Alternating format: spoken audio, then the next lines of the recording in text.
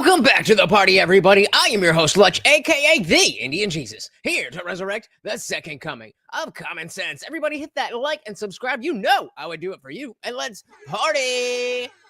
You may or may not have seen that TPUSA did their Student Action Summit over the weekend and had some very interesting moments. One of which being a rematch debate between Dave Smith and Josh Hammer, who they debated earlier this year. And I actually didn't see that one. So this was pretty fresh to me, but very, very interesting. Yeah, let's do it. Without further ado, guys, as always, if you cannot hear the video, please do let me know. All right, everybody. How are we all doing? Woo! So first, where were you a year ago today? I bet you remember exactly where you were. A year ago today, Donald Trump was in Butler, Pennsylvania. Dilly to the man. We got some issues going on right now, but he is the best president we've ever had. A year ago today, our republic was probably saved by just a couple of centimeters.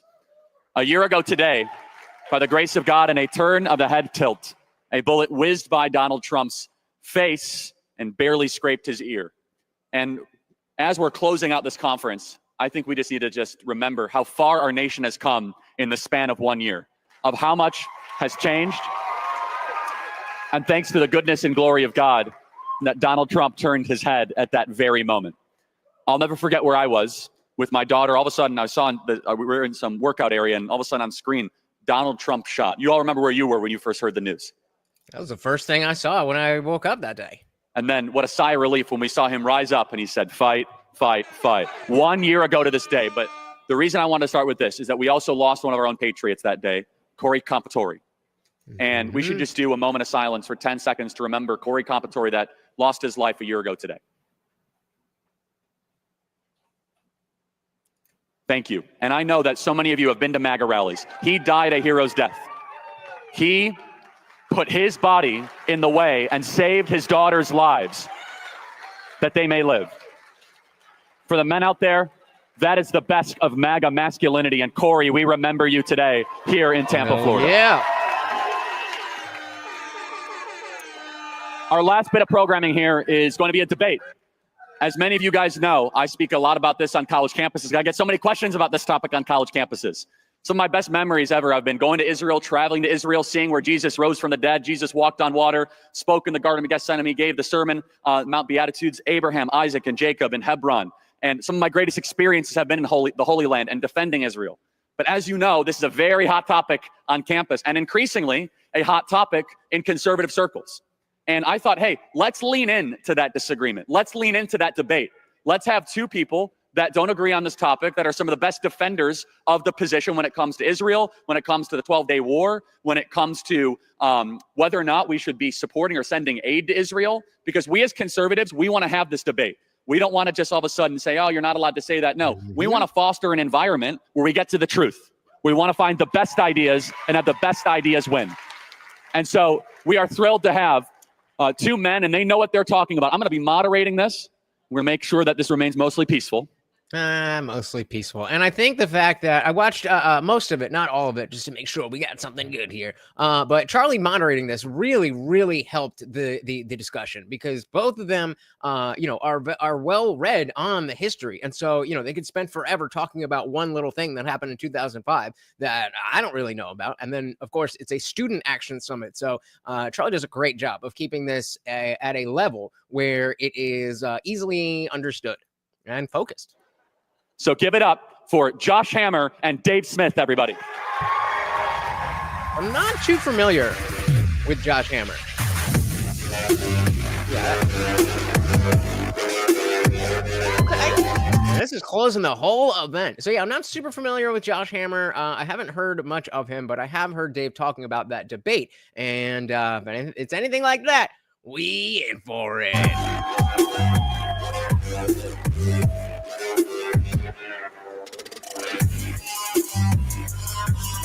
Am I going to get claimed for this music?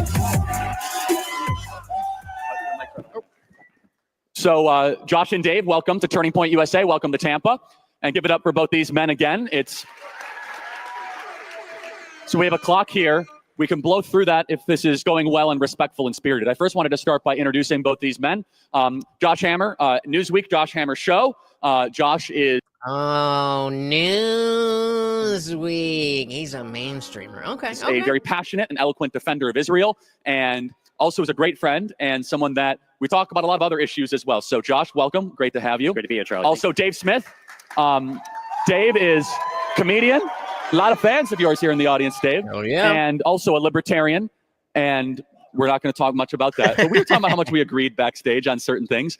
And Dave, means a lot that you made work here. You took a awful flight to get here from halfway across the country.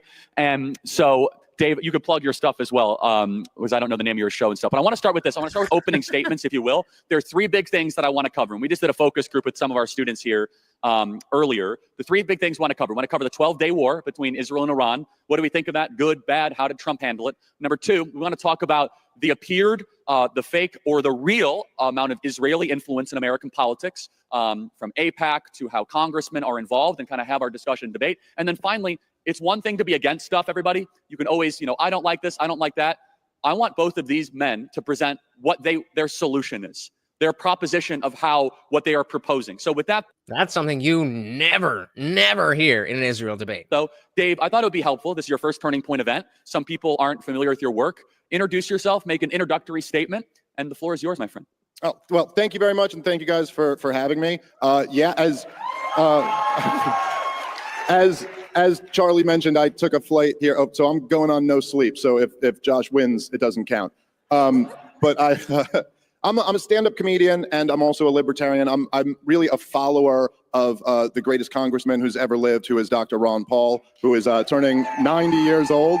Happy birthday to him.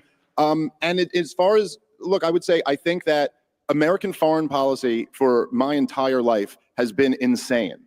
And like criminally insane. We've launched war after war. We've talked about peace through strength the whole time, but all we've gotten is permanent militarism and forever wars against countries that pose no threat to us. And a huge part of the reason why we've embarked on this is because the neoconservatives hijacked our foreign policy and they were in power after 9/11. And the neoconservatives, as everybody who's followed it knows, were joined at the hip with the Likud party. That's just a fact. They all admit it in their own words. And you can go back and you can read the Clean Break memo. You can read the companion piece, Coping with Crumbling States. This was written by David Wormser and Richard Pearl. And they laid out their plan. Now, their plan was that to help Israel, the clean break is a break from the peace process, a break from Oslo, which was designed to give the Palestinians their own state. And these neoconservative geniuses decided that instead of the Israelis making peace with the Palestinians, they could just have the U.S. overthrow all of the surrounding governments that were giving Israel a hard time. And this is where four-star general Wesley Clark says that he saw the plans right after 9/11 to overthrow seven countries in the next 5 years. Yep. And what was the last country on that list? Iran. Was Iran. Okay, this is a big part of what the whole conflict is about. Now, the neoconservative has kind of become like a pejorative for war hawks these days. And don't get me wrong, I support that. Keep calling them neocons. But the actual neoconservatives, the self-identified neoconservatives, aren't really in power anymore. But Benjamin Netanyahu is still in power in Israel. And the Likud party is still pushing for this. Now, I want very quickly, I'll try to not go too long here. Okay. They actually did focus group testing back in the 90s before the first Gulf War in Iraq. And, Americans weren't really moved by, we have to reinstall the king of Kuwait, but they were moved by the nuclear threat. Now, if you go read Coping with Crumbling States or the Clean Break memo, in the 90s, when the neocons admitted they wanted to overthrow Saddam Hussein, they never said it was because he had nuclear weapons. They said he was a problem for Israel in the region. They only made up that lie after 9/11 because they knew that's what would sell you, or maybe not you, you're too young, but sell your moms and dads on going and fighting this war. And by the way, when they talked about wanting to overthrow Iran, it was the same thing. Never had nothing to do with a nuclear threat. That's just the thing they use now as the excuse. So yes, there is tremendous influence by Israel in our government. That doesn't mean I'm subscribing to some crazy conspiracy or telling you to hate Jewish people. I'm Jewish. I'm just saying they have influence. They've used it in a very negative way, and we should reject this insane foreign policy and embrace the foreign policy that Dr. Ron Paul advocated, which is the foreign policy of the founding fathers. Stay out of entangling alliances, stay out of unnecessary wars, be friends with the world, and trade with the world. That's the key to prosperity. Thank you, Dave. Beautiful. And I mean, obviously, that is a little bit, just, oh, well, let's just be nice and trade with everybody. Obviously, it's more complex than that, but that should be the foremost goal.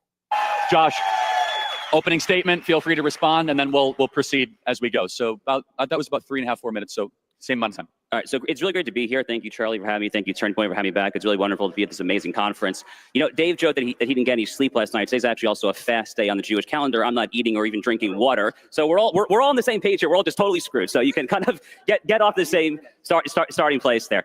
Look, there's a lot of substance to respond to. I'll just really briefly do that, and then we'll talk about what I actually will talk about in my opening remarks.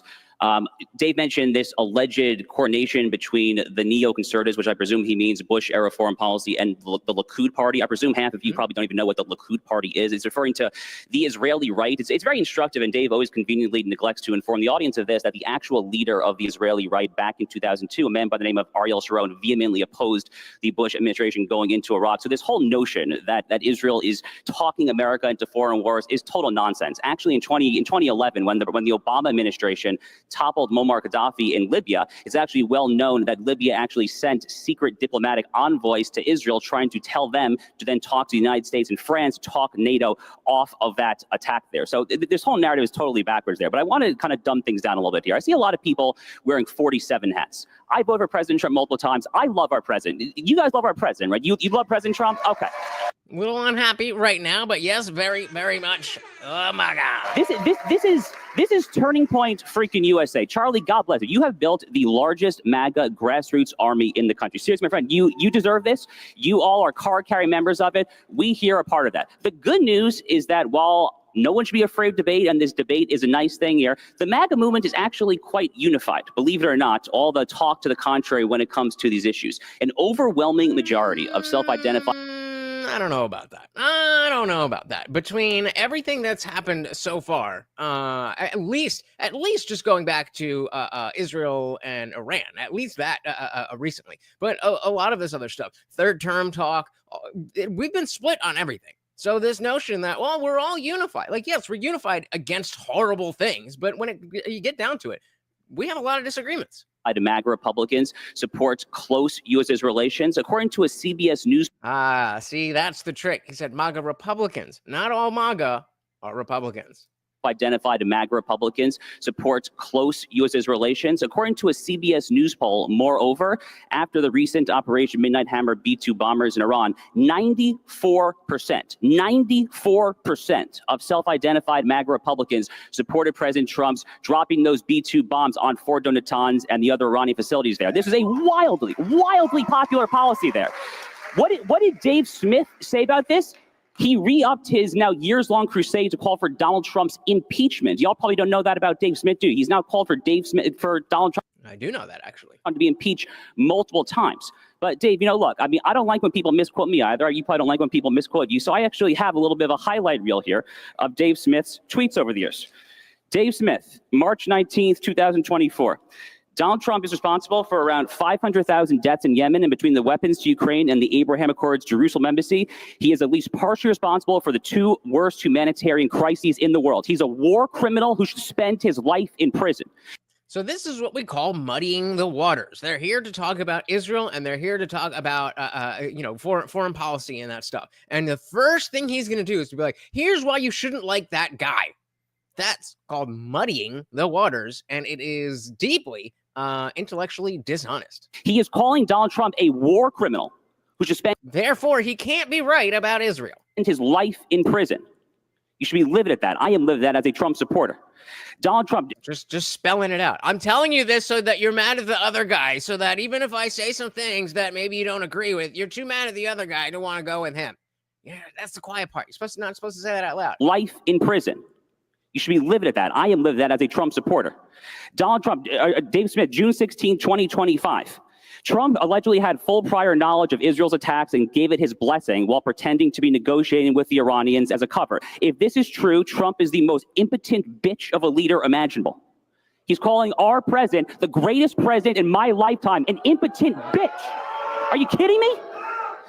Yeah, he's not a big Trump fan. Like that's, I mean, again, I understand the point here is that a lot of people don't know who Dave is, but yeah, it's not a cult. he has different opinions. 21st, 2025, Donald Trump has now launched an illegal war of aggression against Iran. The risk of an absolute catastrophe is very high, and the benefits are non-existent. Dave Smith, June 21st. Dead wrong. This notion that World War III would start, not a single American casualty. We should be celebrating that. We are celebrating that, but that doesn't mean that the way that it played out was the only way it could have played out. Donald Trump fulfilled multiple campaign promises. The escalator speech in 2015 at Trump Tower, he literally said, I'm not going to let Iran get a nuclear weapon. And did he say he was going to make sure that if we get anywhere close to them, then regime change? I don't think he said that. Guess what? He said, I oppose a neoconservative foreign policy. He did both of those things with Iran. He deprived the Iranian regime of nuclear weapon while not losing a single American sailor, soldier, or Marine while depriving them of nuclear weapons. That's basically like me saying, well, I'm going to cook you dinner. And then I kill and cook your dog. You're like, well, I promised you dinner and I gave you dinner. What's the issue? Finally, Charlie, I'll end on this. Dave Smith, July 8th, 2025. In the last month, Donald Trump has launched a war of aggression on behalf of a foreign government, exploded the debt, announced that he's continuing the Biden policy of arming Ukraine, and covered up a giant child rape operation. So according to my interlocutor, Donald Trump is not just engaging in wars on behalf of foreign governments. He is also covering up the world's giant pedophilic child sex trafficking ring, alleged. True. What does that have to do? Well, I mean, I know that what it has to do with Israel, but the way he's bringing it up, that's not that's out of context. That's not really what we're talking about, bro. Actually, I presume on behalf of a foreign government as well. So I'm disgusted, frankly, that this man is on stage, but I'll end it at that. Okay, well. Notice there was nothing there. Dave's opening was all about what's been going on in the Middle East. And Josh's opening was, look how bad he is. Got it. So you can see peace is hard. I'm trying to keep the peace. Now, Dave, I want to give you an opportunity, about 4 minutes to respond to that. But also, I do want to, now that we had the opening salvos and the Tomahawk missiles launched, let's respond as you see fit. No, and then bring us to the 12-day war, because let's stay focused on that. Yeah, we can. Well, the thing, Charlie, but defend yourself. Sure. Obviously. Well, the thing is, Charlie, as you may have noticed, that some of you may have seen some of my other debates. Every single time I come up here to debate issues, and have you been? They come up here to debate me and my character. It's all they have every single time, because they can't actually take on any of the arguments. And so the most pathetic low-hanging fruit of, you guys like Trump, this guy said bad things about Trump. Listen, guys, I'm a free American. I supported Donald Trump in this last election. Yes, I said shit. Me too. Did just actively cover up a giant child rapist ring. Yep, and I'm not happy about it. See how both of those things can exist at the same time. And I'm going to criticize him for that, okay? And I'm sorry, after all these years of us right-wingers saying, protect the children, come on, that's bad for your soul if you don't. You speak up about that. It's horrible what he's doing. And, you know, you guys are still talking about this? As far as the actual substance of what Josh said here, which there really wasn't much, but I already pointed this out the last time we debated. His topic about how Sharon was against the war in Iraq is total nonsense. Sharon's envoy initially opposed it when he found out that Bush was going to invade Iraq, not because he didn't want Saddam Hussein to be overthrown, but because he wanted regime change in Iran first. And then when the George W. Bush administration assured him that Iran would come next, they got on board with it, and they started pumping out all types of propaganda about how Saddam Hussein's nuclear secret sites that didn't exist. And Benjamin Netanyahu, the longest serving prime minister in Israeli history, that year in 2002, came to Congress and testified under, a congressional testimony that anyone can go watch, and advocated not that the U.S. let Israel do it, but that the U.S. overthrow Saddam Hussein. I believe his words were, I guarantee that peace will spread through the region. And he also advocated that, how did that work out? That we overthrow Muammar Gaddafi and the mullahs in Iran. So you're just wrong about it. That's not true. And yes, have I been critical of Donald Trump when I think he gets things wrong? Yeah. I mean, I think that's what we should do. Hell yeah, we should all be critical of our leaders. This is America. You criticize the government when they get things wrong. People died for your right to do so. And so I don't even know what else. Josh, wait 1 sec, Josh. I got to keep the peace here. Dave, about a minute-ish. Okay. A minute and a half. No, I'm taking the right time. I'm just... Look, as far as take about a minute and a half and try to do the 12-day war thing. Yeah, sure. As far as the 12-day war goes, I mean, look, I'll be honest. Donald Trump, it might be the greatest thing he's ever done in his life, that at the end of the 12-day war, he after the Iranian response was as weak as it was, and they gave us advance warning, so there were no American casualties, he started pushing for a ceasefire. And that was great that he did that. But the point is that the war never needed to be launched to begin with. Iran did not have nuclear weapons. Iran, according to all of the intelligence, including our director of national intelligence, until a day after Israel bombed them. There must have been quite a reaction from the audience. Dave was like, oh, we playing this? Weapons. Look at him lean forward. Look at him lean forward. According to all of the intelligence, including our director of national intelligence, until a day after Israel bombed them, and she changed her mind. Go read the annual threat assessment from earlier this year. Iran had not made the political decision to acquire a nuclear weapon, and they were in negotiations with Donald Trump at the time to bring their enrichment down. There was just tired Dave Smith is cranky in the best way. No need other than the fact that Benjamin Netanyahu wants that regime overthrown. Josh, feel free to respond. Yeah, I'd be curious if Dave Smith also believes in the tooth fairy and pink unicorns. I mean, what lie does Dave Smith not believe, frankly?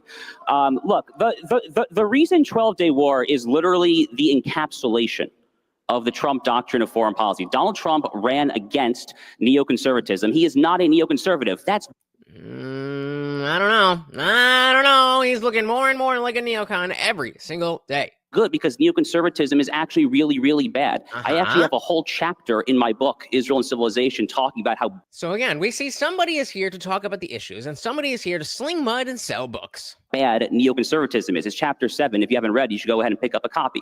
So it's really good that Donald Trump opposes moralistic nation-building boondoggles. Guess what Donald Trump is also not and never has been since day one? He's never been a hardcore isolationist. He is a foreign policy nationalist and realist. We would say that he is a Jacksonian. He is in the mold of Andrew Jackson, one of his favorite presidents of all time, because he believes in generally following the very wise advice of George Washington in his farewell address that you should beware of foreign entanglements. But when you are attacked, you are going to punch back 3 times as hard. But we weren't attacked.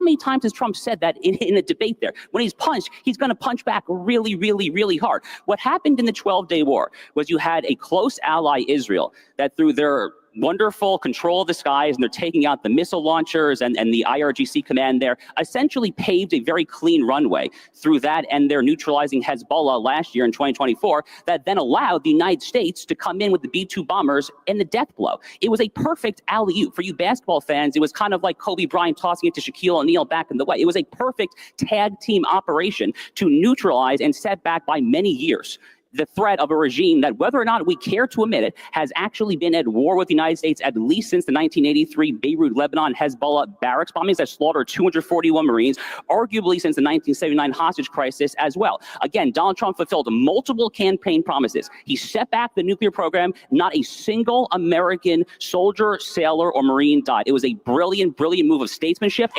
Right, but it's easy to say that after that doesn't happen. What Dave was warning was that that might happen. The fact that it didn't happen doesn't mean that he was wrong, that it might have happened. Fantastical move. Frankly, it's a borderline Mount Rushmore worthy accomplishment, I would say. So here's what I'm going to do. I'm going to insert myself because I don't want us to talk past each other because these conversations have a tendency to do that. So I'm going to ask both of you a critical question that both of you guys already launched. Josh, to you first. Dave's contention, and Dave, you can correct me if I'm wrong, is that the nuclear program was not a threat, correct? That it was a intel push. Would you even say that?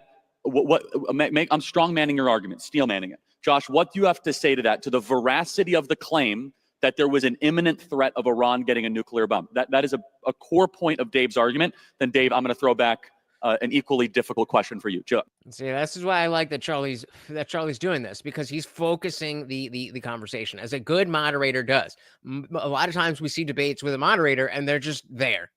And they're not there to help the conversation. It's only when someone's like, hey, can you tell this guy to shut up? Or something like that. Charlie is a good moderator. Josh. Okay, so I profess agnosticism as to the imminent nature, Charlie, because I have not seen the reports. Neither have you, neither has Dave. Literally, no one in this room has actually seen the report. So I do not know literally what the exactly imminent nature of the threat was. It would be impossible for me to say. I'm not going to bullshit you and pretend like I know, because I simply don't know. What I can say is the following. Iran has transparently and obviously been trying to acquire a nuclear weapon for 2.5, 3 decades. We know this for approximately 1 to 2 million different reasons. Among them that we can point to is that the IAEA, the International Atomic Energy Administration, which is essentially the nuclear watchdog for the United Nations. And the reason that we know they were enriching up to 60%. They have been sounding the alarm about this, and they have said very loudly and clearly that Iran has blocked their inspectors from going to inspect their enriched uranium, and that they have concluded over recent years, especially including recent months, that Iran is enriching uranium at a much quicker rate and to a much higher percentage and rate of enrichment than any civilian program would ever justify. By the way, the notion that Iran even needs a civilian program in the first place, I think, is kind of bonkers. It's one of the most petroleum, oil, and gas-rich countries in the world, so that's kind of a bit of a red herring in and of itself. But we know from a million different international organizations that they have been doing this. And Charlie, more to the point, again, Dave likes to say, oh, they just chant death to America, which they do. They literally chant it every single day in their Potemkin parliament.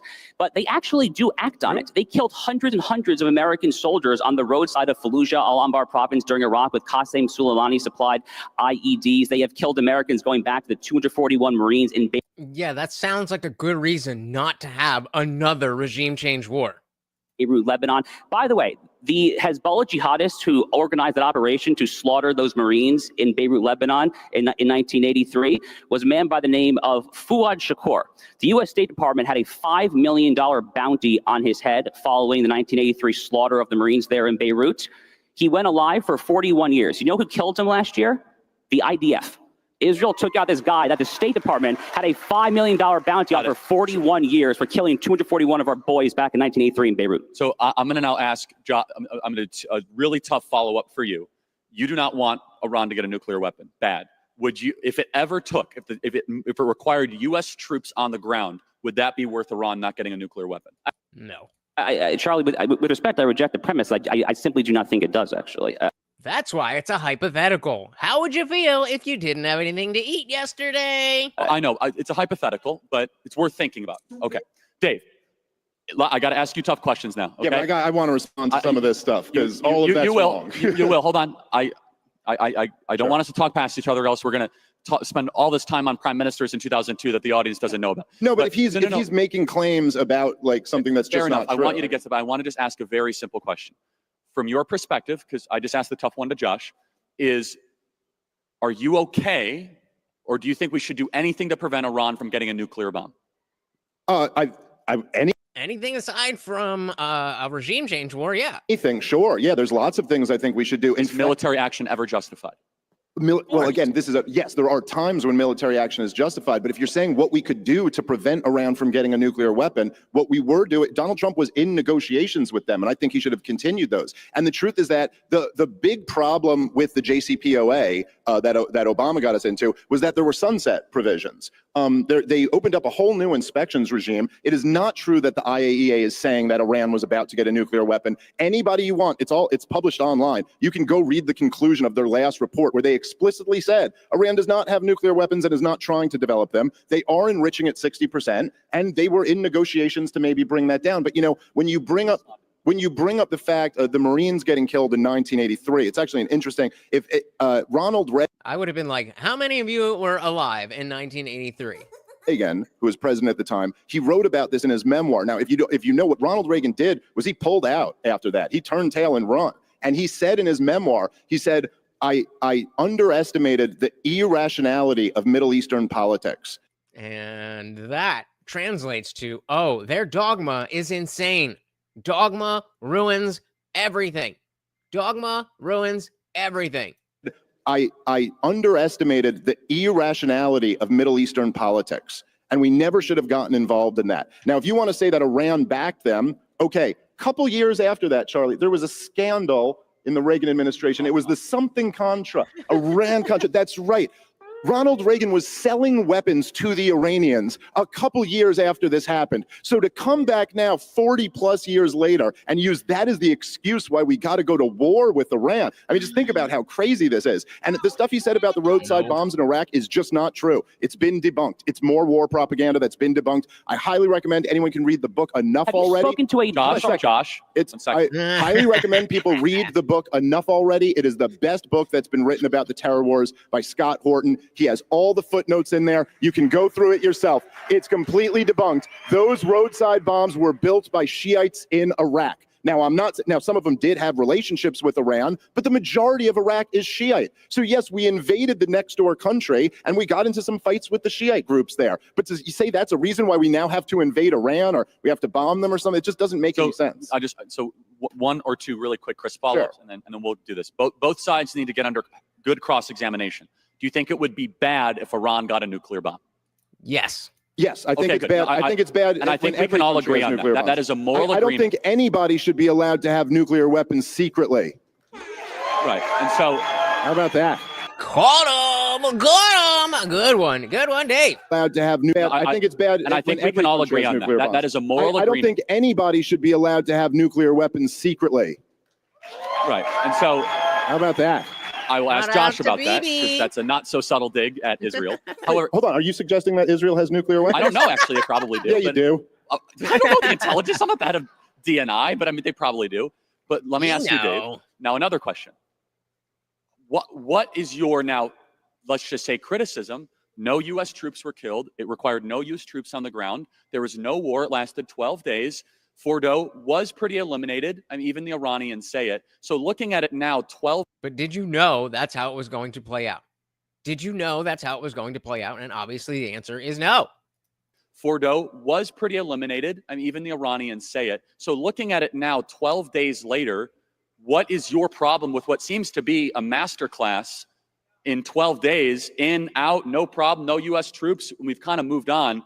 What would your problem with that be? You know, I think, and I do think there's something really sick and poisoning about this, is that our country has become so addicted to war that if we launch a war and you go, well, hey, it wasn't a complete catastrophe. I mean, it was mostly peaceful. 1 million people didn't die in this one, like in Iraq, or hundreds of thousands didn't die in this one, like in Afghanistan or Libya or Syria. It's like, okay, look, people died in this war. Okay, there were both Iranian civilians and Israeli civilians who died in this war. It was a terrible thing for them and their families. This was a catastrophe.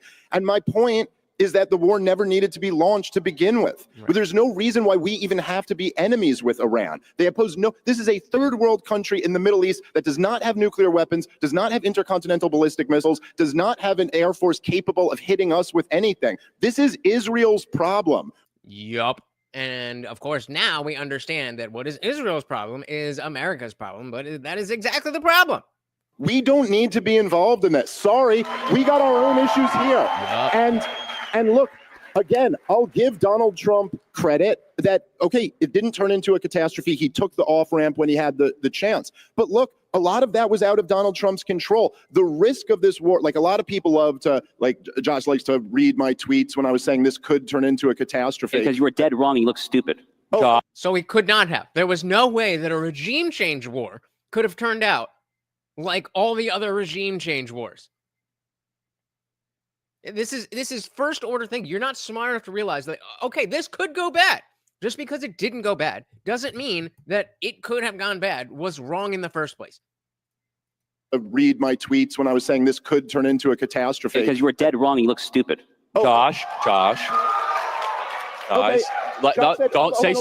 No. Let's de-escalate the stupid Actually. All right, Charlie, let him go. Let him go. What Josh is saying is the lowest IQ argument that anyone can make. Exactly. I'm warning. Exactly. I was warning that there's a risk of a catastrophe. And he said, potentially, possibly, that risk still existed, even though it didn't play out like that. Saying you're stupid because there wasn't a catastrophe. This is on the level of playing Russian roulette. And if the bullet doesn't go off, you go, see, dummy, you were warning that could go bad. Beautiful example.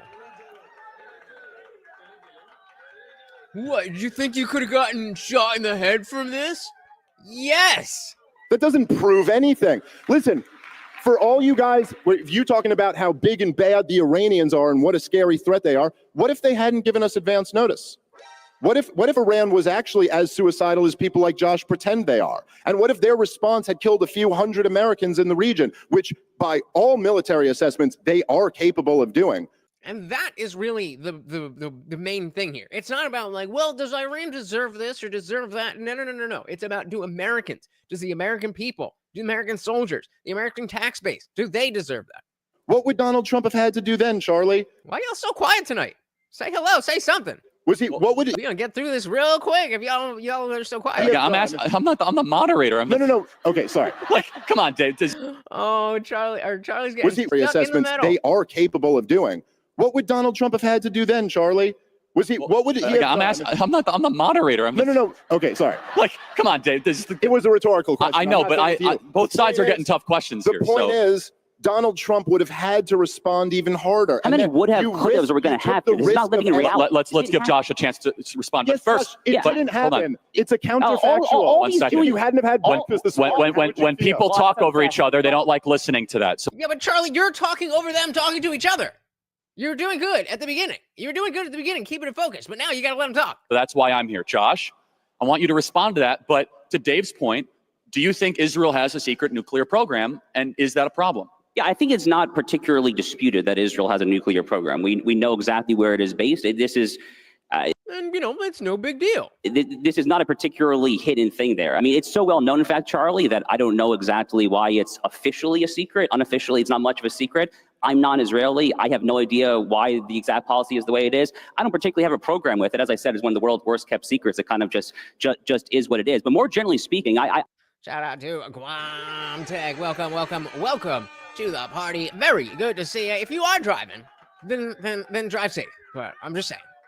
I don't understand why we're going so far down this rabbit hole of would have, could have, should have. The people, look, let's say something very simple here. The people who said that Donald Trump's involvement in the 37-hour operation of the B-2 bombers flying from Missouri to Iran and back with not a single shot fired at our boys. By the way, as I said, that was partially due to the fact that the IDF had so neutralized the Iranian Air Force and their defenses there. So if they did that, then why did we need to get involved? The fact that he was able to accomplish that so amazingly there, we should have seen that coming, because it was actually pretty easily foreseeable. And the people who did not see that coming are the people who have lost credibility to comment, frankly, on these affairs. People who warned about thousands and thousands and thousands of dead American lives, who said that China and Russia would swoop in and that this would be World War III. Well, So if you can't predict the future, then you no longer are able to comment on world events. You have to be able to predict the future and know exactly what's going to happen.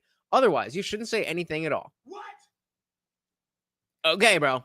You know what? God bless you all, because you apparently survived World War III. It was the shortest World War III of all of our lifetimes. I didn't see. He doesn't even understand that, like, Dave wasn't saying this, what we're living in, is going to be World War III. He just was arguing, oh, woulda, coulda, shoulda. So you're speaking out of both sides of your mouth. Either you're purposely strawmanning Dave, or you're really stupid.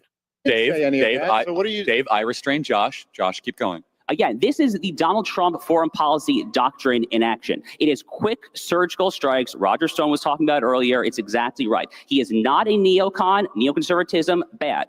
Isolationism, also naive and stupid. Donald Trump agrees with both those things. The nationalist, realist, MAGA, America First approach to foreign policy is to have strong nationalist allies that are generally capable of securing and patrolling their own regions in a way that redounds not merely to the allies' national interests, but also to the American national interest. That is exactly what this is. Just like, hindsight is 20/20. I would love to know what he would be saying in the alternate universe where it didn't go off without a hitch. You act like these military operations are like, well, if something goes wrong and something goes wrong and something goes wrong. Like, thankfully, nothing did. Thankfully, everything went to plan. But to act as if that is the only way that it could have gone down is fucking stupid. What Israel has been doing for 40, 50 years as they have taken out Islamists and Sharia supremacist thugs in Gaza, in Yemen, Hezbollah. I mentioned Fouad Jakor, the Hezbollah jihadi who killed 241 Marines in Beirut, Lebanon, 1983. There's a million examples there. That is the definition of an America First ally. And what just happened in the 12-day war is an encapsulation of the America First Trump doctrine, that in this case, this tag team between the U.S. and Israel against the mutual threat of Iran in action. No. In order to have this position, you need to articulate why the worry that things could have gone bad were unwarranted. And you're not able to do that. Okay, so I want to now move, because it's important, but it's connected. So I think we have on full display a difference of opinion on the 12-day war. Now let's go to the next one. It's inferred in both of these points, but you only get to answer as yes or no one at a time. Is Israel an ally of the United States? Yes, of course. No. Okay, so now we have disagreement. We're going to now figure that out. And all right, Charlie, you're going to let them fight? Then I want to let them fight. Then indicated in that is Is Israel influencing American politics? So I'm going to Obviously. start with Josh, and then we'll go back to Dave. I hope that Josh is just like, no, yeah, they're just like friends, and like, of course, sometimes we do things to help our friends and some bullshit like that. I hope. Say Israel is an ally. Spend a minute on that, and then address how some people have concerns that Israel is influencing the U.S. government, and then I'll allow Dave to have some time. Josh. All right, there's multiple reasons why Israel is an ally. First and foremost, I think most people in this room are believers of some stripe, right? I am Jewish. Most of you are probably Christians, and God bless you for that. Nope. Hey, shout out to Matthew King. Welcome to the party. Very good to see you, sir. We are debating Israel with Dave Smith and Josh Hammer. Of some stripe, right? I am Jewish. Most of you are probably Christians, and God bless you for that. If you have any attachment whatsoever to the holy sites, if you have any attachment whatsoever to this narrow strip of land between the river and the sea, as the Hamas propagandists call it, then you're going to have some reason to care about this particular sliver of land. That's point number one. Let's just kind of get it out there, especially if you understand that we in Western civilization are fundamentally at war with barbarism being best represented by the Islamists and Sharia supremacists. When you understand that Western civilization really just is the Bible, there is a special calling to have an ally with a certain part of the Middle East. That's point one. Point two. Before he gets there, over in our Discord server, our friend Marcus was just saying the issue with Israel's nuclear weapons program isn't that it's a secret in regards but nobody knows that it exists. It's a secret in the aspect they don't allow international inspectors like the ones from Iran, zero oversight. This is something we have invaded countries over, by the way. And Marcus, if you're watching, you are spot on. Actually, I was gonna do this, but you know what? You guys are already members, so we'll skip it. We'll skip it. I'll save it for later. A special. Oh yeah, right. That's a new YouTube thingy. So I guess you want to be number one chatter here. Calling to have. Doesn't seem like that's hard tonight, but appreciate it anyway. When you understand that Western civilization really just is the Bible, there is a special calling to have an ally with a certain part of the Middle East. That's point one. Point two is just the Islamist deterrent point, Charlie, which is that America has faced jihadism time and time again, going back for 40, 50 years. 9/11. That's true. 11, obviously the most tragic example. We just saw it again on the streets of Bourbon Street in New Orleans on January 1st, just a few months ago there. If you care about deterring Islamism from conquering Western civilization, a point that I do care about. I do care about deterring Islamism from conquering Western civilization. So how is that connected to regime change war? January 1st, just a few months ago there. If you care about deterring Islamism from conquering Western civilization, a point that you have very astutely been talking about a lot recently on your TV hits and on social media, a very, very important point. If you care about defending Western civilization from the barbarians, you absolutely have to place a special premium on this particular relationship. And then third is that if you... Well, okay. What does that mean?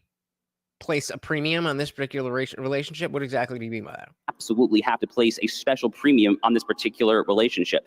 And then third is that if you actually care as I do, paradoxically, I actually care a lot about China. In fact, I think that America's by far number one biggest threat this century is China. If you care about effectuating this broader pivot to the Indo-Pacific, as American foreign policy people have been talking about for 20, 30 years now, you have to have some way of stabilizing the Middle East. The way to do that is not to just... Wait a minute. But if you think that China is our number one issue, then why do you want to take away resources, time, energy, and put it towards this? That doesn't make sense. Adopt the stupid and asinine Barack Obama foreign policy of appeasing America's enemies. And I don't know. It's been weird the last few streams. I think we're getting shadow banned, guys. So share this with whoever you can. And asinine Barack Obama foreign policy of appeasing America's enemies. And the way to do that is to embolden your allies. Again, that is the Trump doctrine. So we didn't get to the second part of the question. So do you want to just start on the ally and then we'll do... Yeah. You can incorporate both, Dave. He had two answers in a row, so take 3 to 4 minutes. I appreciate how, at the beginning, because I didn't get this far into it, I like to be as fresh and watch it with you guys.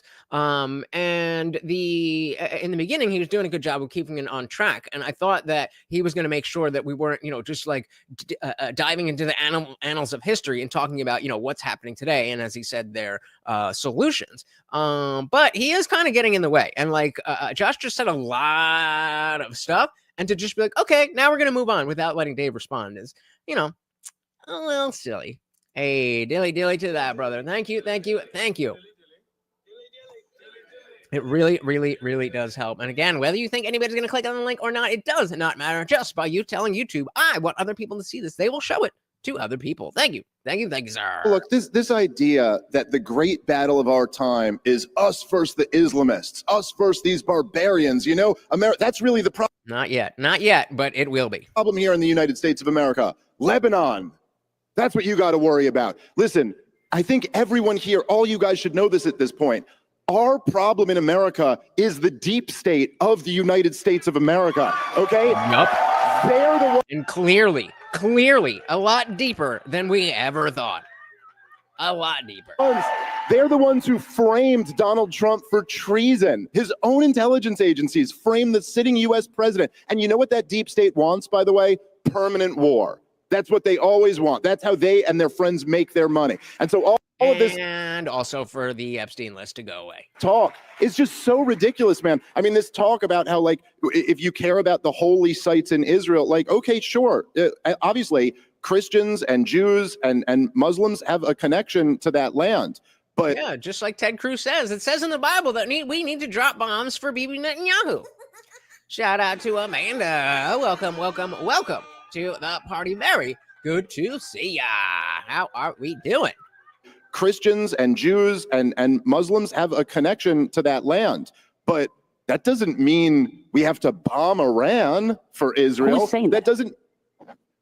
Well, we just bombed Iran. That was the first topic. Okay. Who's saying we're going to bomb Iran? All I did was just spend 10 minutes talking about how awesome it was that Trump bombed Iran. But what are you talking about, bro? The look on Dave's face. I wish they had this angle when he said that. Doesn't mean we have to bomb Iran for Israel. Who's saying that doesn't. Well, we just bombed Iran. That was the first topic. Okay. Anyway, it doesn't mean that we have to support Israel slaughtering people in Gaza. None of that has anything to do with the holy sites. And in fact, a lot of sites get destroyed when there's bombs flying. But that's typically what bombs are for.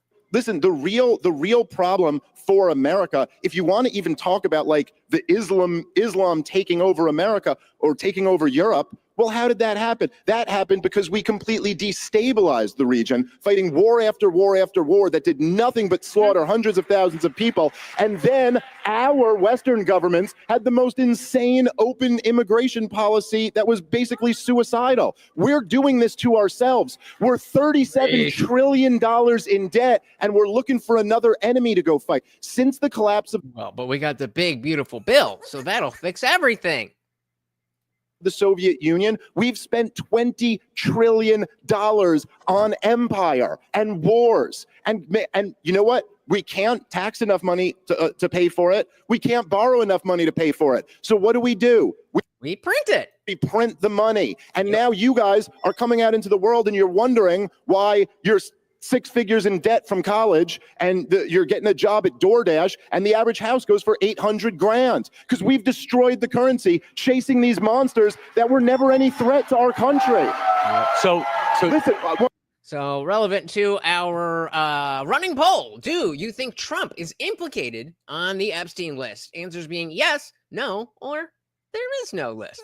Matthew said, I'm convinced if there was any evidence implicating Trump in the Epstein files, that shit would have been leaked before the election. And I've been saying that. But I think what we're seeing is that too many, people, too many people on either side of the aisle. I think we have mutually assured destruction. And I'm not saying whether I think Trump specifically is implicated or not, but I think that if Trump were implicated, then there'd be a lot of other people that would also be implicated. And so they just want to keep it quiet. So I've never thought that he had something to hide more than when he interrupted Pam Bondi. You still talking about? Who cares about this guy? All of us, partly thanks to you, Trump. And so that's why I think there was never any plans to release the list. I don't think that was ever in the cards for anybody. I think as soon as Epstein got arrested, they're like, all right, we're sending him to the island. Nobody is ever going to see him again. And Ghislaine's going to be the fall guy. And that's it. We're just going to kick the can down the road. And then again, and then again, and then again, and then again, and then again, and then again, just like they did with JFK, just like they've been doing with the Las Vegas shooter. And really every shooting that we've had in the last, 8 years, besides the which one was it? The trans one. We actually got a little bit of the manifesto, but other than that, they're too good at just pretending things never happen and teasing a little bit. Something's coming next week, and it just never comes. I don't think we were ever going to see that list. These monsters that were never any threat to our country. Yep. So listen, one quick point. Adolf Hitler and the Nazis couldn't bring down America. Joseph Stalin and the commies couldn't bring down America. That's a fantastic point. I said, I'm sure he has friends or business associates on the list. So yeah, even if, let's say that he's not implicated, I think there's too many people around him that would be implicated. How closely, obviously, we have no idea because they're hiding the list. But I think it's some iteration of, hey, Democrats and neocons and Trump and MAGA, all of us have to, the politician class, all of us have some real big shit to lose. So, we're going to let you talk about it and play with it until it gets to a certain point where we can't do that anymore. And then it's just going to go away. I mean, it sounds silly when you say it like that, but that's what's been happening. Great. So listen, one quick point. Adolf Hitler and the Nazis couldn't bring down America. Joseph Stalin and the commies couldn't bring down America. The British Empire couldn't bring down America. But you when we were colonies, think the Hezbollah in Lebanon are a threat to us? They're a problem for Israel to deal with. We got our own problems. At the Beirut barracks. Yes, they are a problem for Israel. And I understand that even if we maybe want to roll back how much we care about Israel as a government, that there's still military aspects of why we want to be friendly with them, but it's just gone too far. Bombing in 1983. Seriously, say that to them. Hey, have you spoken to the Have you been? families of the people who have been killed in 1983 in Beirut, Lebanon, the people who have been killed by those IEDs in Iraq? Appeal to emotion. This is exactly the same thing as have you been, except he's trying to use emotion instead of appeal to expertise. People who have been killed in 1983 in Beirut, Lebanon, the people who have been killed by those IEDs in Iraq that you're just casually dismissing. Have you actually spoken to any of these families? First of all, No, because they're dead. Hey, shout out to King Nirvana. Welcome to the party. So it must be so difficult to find Dave some real competition in these. I would love to see it. Me too. That's why, I mean, Ben Shapiro theoretically would be a great person for this. But I mean, I say that as someone who doesn't know much about it. I feel like, just being a fan of Dave, he would just smash him. But yeah, it's exactly what Dave said at the beginning of this. He comes to debate the issue. They come to debate him. Dave Smith is bad. Dave Smith is stupid. Dave Smith doesn't like Trump, so you shouldn't like Dave Smith. That's all we've heard. Welcome to the party. And said, Carney, our current prime minister, and his wife had associations with Epstein. I can't imagine that it is anything but the biggest story in human history. I can't imagine that it's anything else. And for that reason, we will never, ever, ever see it. Because the biggest story in human history before this was JFK. And we still don't know. And it's sad. I mean, something like, of course, someone who tries to take out a president, like, that's a horrible thing. That's a bad thing. But compared to running a child sex trafficking ring, I mean, I would like to know about that. I would like some people to be accountable. Lebanon, the people who have been killed by those IEDs in Iraq that you're just casually dismissing. Have you actually spoken to any of these families? First of all, yes, I have. The 9/11 families, any of them? Yes, I have. Are you aware of Iran's involvement in 9/11? Yeah, okay. So you're just asking me questions over Guys, my attempt to answer that. The Gish Gallop. So far we have Muddying the Waters, we have Ad Hominems, we have Appeal to Emotion, and the Gish Gallop. All four, and we're not even halfway through. Are you aware of Iran's involvement in 9/11? Yeah, okay. So you're just asking me questions over Guys, my attempt to answer them. Stupid. This is why I'm here. So, right? Why don't we both just take a deep breath? Because they want to see a debate where they can make their mind up. They don't want to see interruptive stuff, okay? That's why this is going to be a different type of discussion. So, let me both steelman your both arguments. You have to answer to me, okay? So, I thought you were just the moderator, Charlie. Josh. Well, actually, to Dave first and then to Josh. Josh is saying, what about all of the Islamist death that they're responsible for? Beirut bombings. You mentioned the Shiite. That's basically the essence of your argument, right? What about it? Josh, by saying, did you talk to? He's saying, why are you minimizing this? That would be Josh's contention. Is that fair, Josh? And 9/11, there's so many examples. Right. Dave responded to that, and then I will throw it back to Josh. Well, all right, fair enough, Charlie. I like that. I certainly don't think I in any way minimized any of those deaths. I made the point that Ronald Reagan still sold weapons to Iran a couple years after that, and I made the point that those roadside weapons were built in Iraq by Shiites there. That's not minimizing it. This is a huge part of the reason why we never should have invaded Iraq to begin with, because we get our bravest young boys killed. There you go. It's tens of thousands of them have committed suicide in the last few years, and that doesn't seem to stop anyone from wanting to pursue the next attack. Yep, and I'm sure you guys have seen that guy, Caleb Hammer, the chubby dude with the glasses, does the financial show, and he's just like, oh, what are you doing? Why are you spending money? That guy. And he often says he has, in the history of the show, I don't know how long the show's been going on, but in the history of the show, there has never been somebody who has a veteran. There's never been a veteran who hasn't come on getting a disability. And, I mean, there's different contexts around when he brings it up. Sometimes it's like, do you really need that? And then sometimes it's like, damn, they really fucking you kids up. But either way, not one veteran has ever been on the show that doesn't get disability from their time in the military. Last few years, and that doesn't seem to stop anyone from wanting to pursue the next attack. So the point is, right, that I think if we want to really understand this stuff, it's wise to look at what some of the motivating factors for the hatred against us is. All you got to do is listen. Yes, I have talked actually to families of people who have died in Iraq. You know what? Overwhelmingly, they're non-interventionist, anti-war people now. I said, shit, me too. I bet he didn't expect. He tried to pull the Douglas Murray, but he failed. How do you do worse with the specific "have you been" than Douglas Murray? Thank you. See, what are we spending all this money for? That's all I got. Mara said Maxwell has offered to testify before Congress on Epstein's sex trafficking scheme. Apparently, I have heard that, and I would pay all the money in the world for that. Take all of the tax money for this. Take all of the tax money if we get this. Because in Iraq, why is she in jail? Why is she in jail?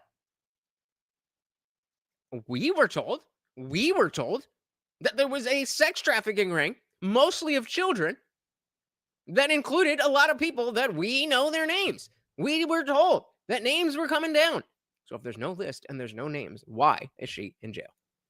You know what? Overwhelmingly, they're non-interventionist, anti-war people now. In fact, did you know that in 2008 and in 2012, Dr. Ron Paul got more money from active duty military than all the other candidates combined, including Barack Obama? It's almost like people don't want to go to war. And yeah, Amanda, that is never going to happen. They are never going to, I mean, they'll Epstein her before that happens.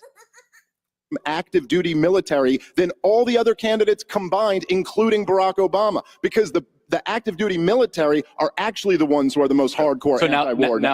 again, so don't invoke them to try to sell another. But Dave, I'm going to follow up with a tough question. I want you to make the case, because I don't want to have you be able to get past this. You say Israel is not an ally.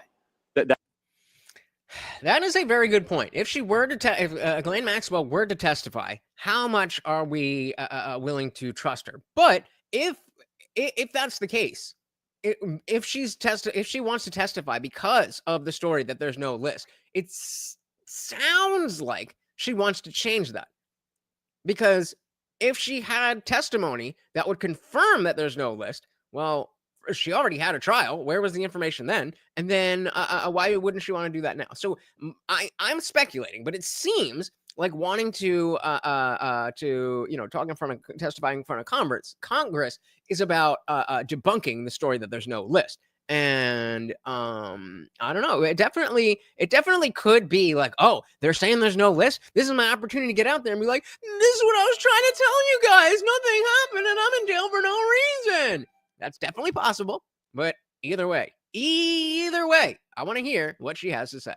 I was just talking about how we could probably FOIA request the testimony from the trial, right? Actually, let's actually see. Let's take a little side quest. Let's take a little side quest. All right. If I wanted to see what exactly was said in the Ghislaine Maxwell trial, would I be able to obtain the transcript through a FOIA, FOIA request or something like that? No, you generally cannot obtain, where am I? Am I too big? Okay. Yeah. So yeah, I said, if I wanted to see what exactly was said in the Ghislaine Maxwell trial, would I be able to obtain the transcript through a FOIA request? Again, Freedom of Information Act, or something like that. And ChatGPT says, no, you generally cannot obtain a full federal trial transcript through a FOIA request, because the trial I cannot read today. The trial transcripts are not considered agency records under the FOIA Act. Here's how it works. How to get the transcript. Trial transcripts are created by court reporters, and initially they are property of the court reporter, not the court. You typically must purchase them directly from the court reporter or through the court. Okay, how do we do that? 2, federal court. PACER, public access to court electronic records. The Ghislaine Maxwell trial was held in federal court. You can search the docket on PACER. Open.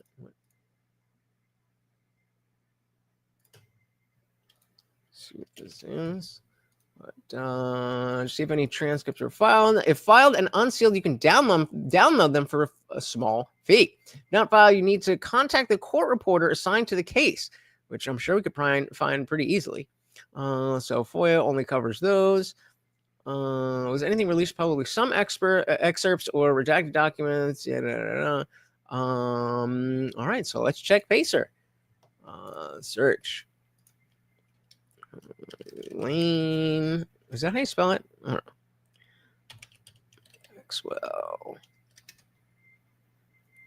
Wah, wah, wah.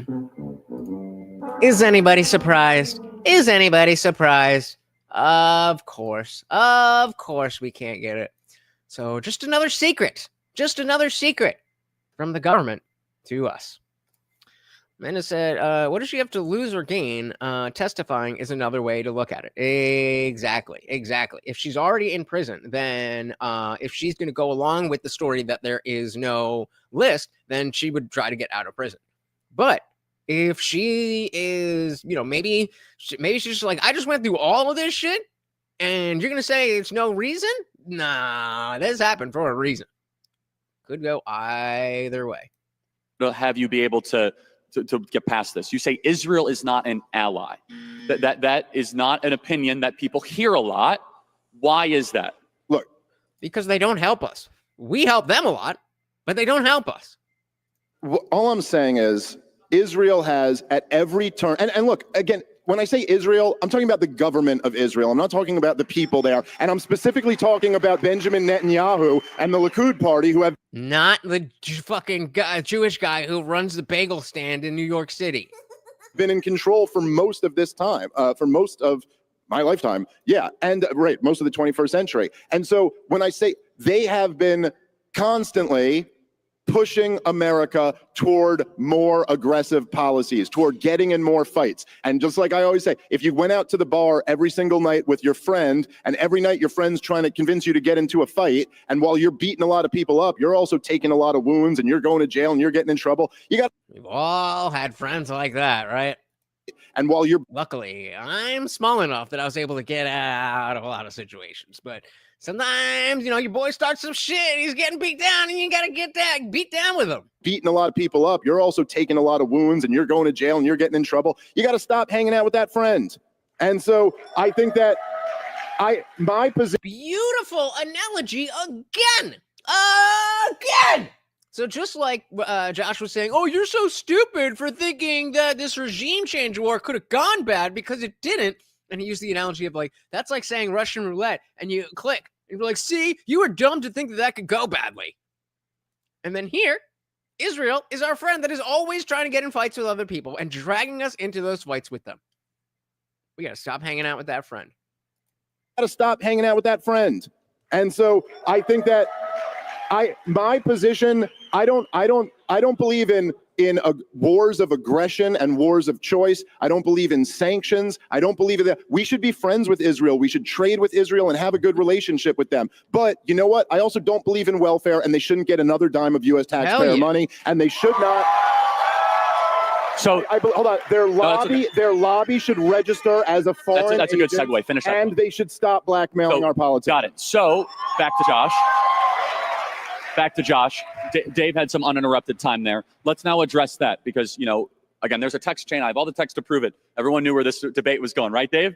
There's been no surprises. Josh, you knew that there's some concerns, and Dave mentioned it, such as, I think you're saying AIPAC. Is that correct? Well, the broader Israel lobby, but that's certainly part of it. Yeah, definitely a big part of it. Can you address this, Josh? Yeah. Because this is a question people are confused about. Take 2 to 3 minutes on this, and then build out the ally Israel at the end of it. But Josh, Dave is making a point I'd like you to respond to. Okay, so first of all, I'm not a fan of AIPAC. I don't. Why not? Why not? I thought you'd think they're great. So first of all, I'm not a fan of AIPAC. I donated once to AIPAC, $54 like a decade ago, and I basically got swindled into doing it. So Sounds like coke, but how many people who are not your friends or somebody who are providing you a product or a service have you donated $54 to? Just saying. There's a guy I found on TikTok who, you know, we had an interesting conversation and, you know, found out that he was homeless. So I sent him a little something here and there.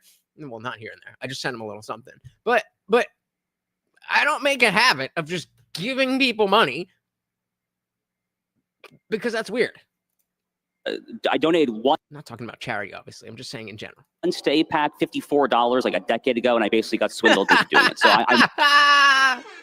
Oh! Hey! Good one. I donated once to AIPAC, $54 like a decade ago, and I basically got swindled into doing it. So I'm not a fan of AIPAC.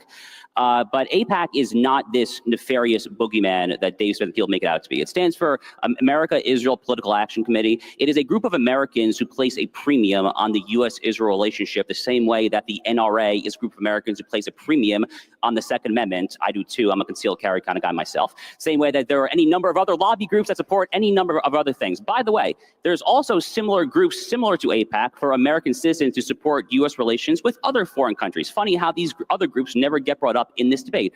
For instance, anyone who's been to Glendale, California, you've probably heard folks in ANCA. That's the Armenian National Committee of America, a very loud, active group in Washington, D.C.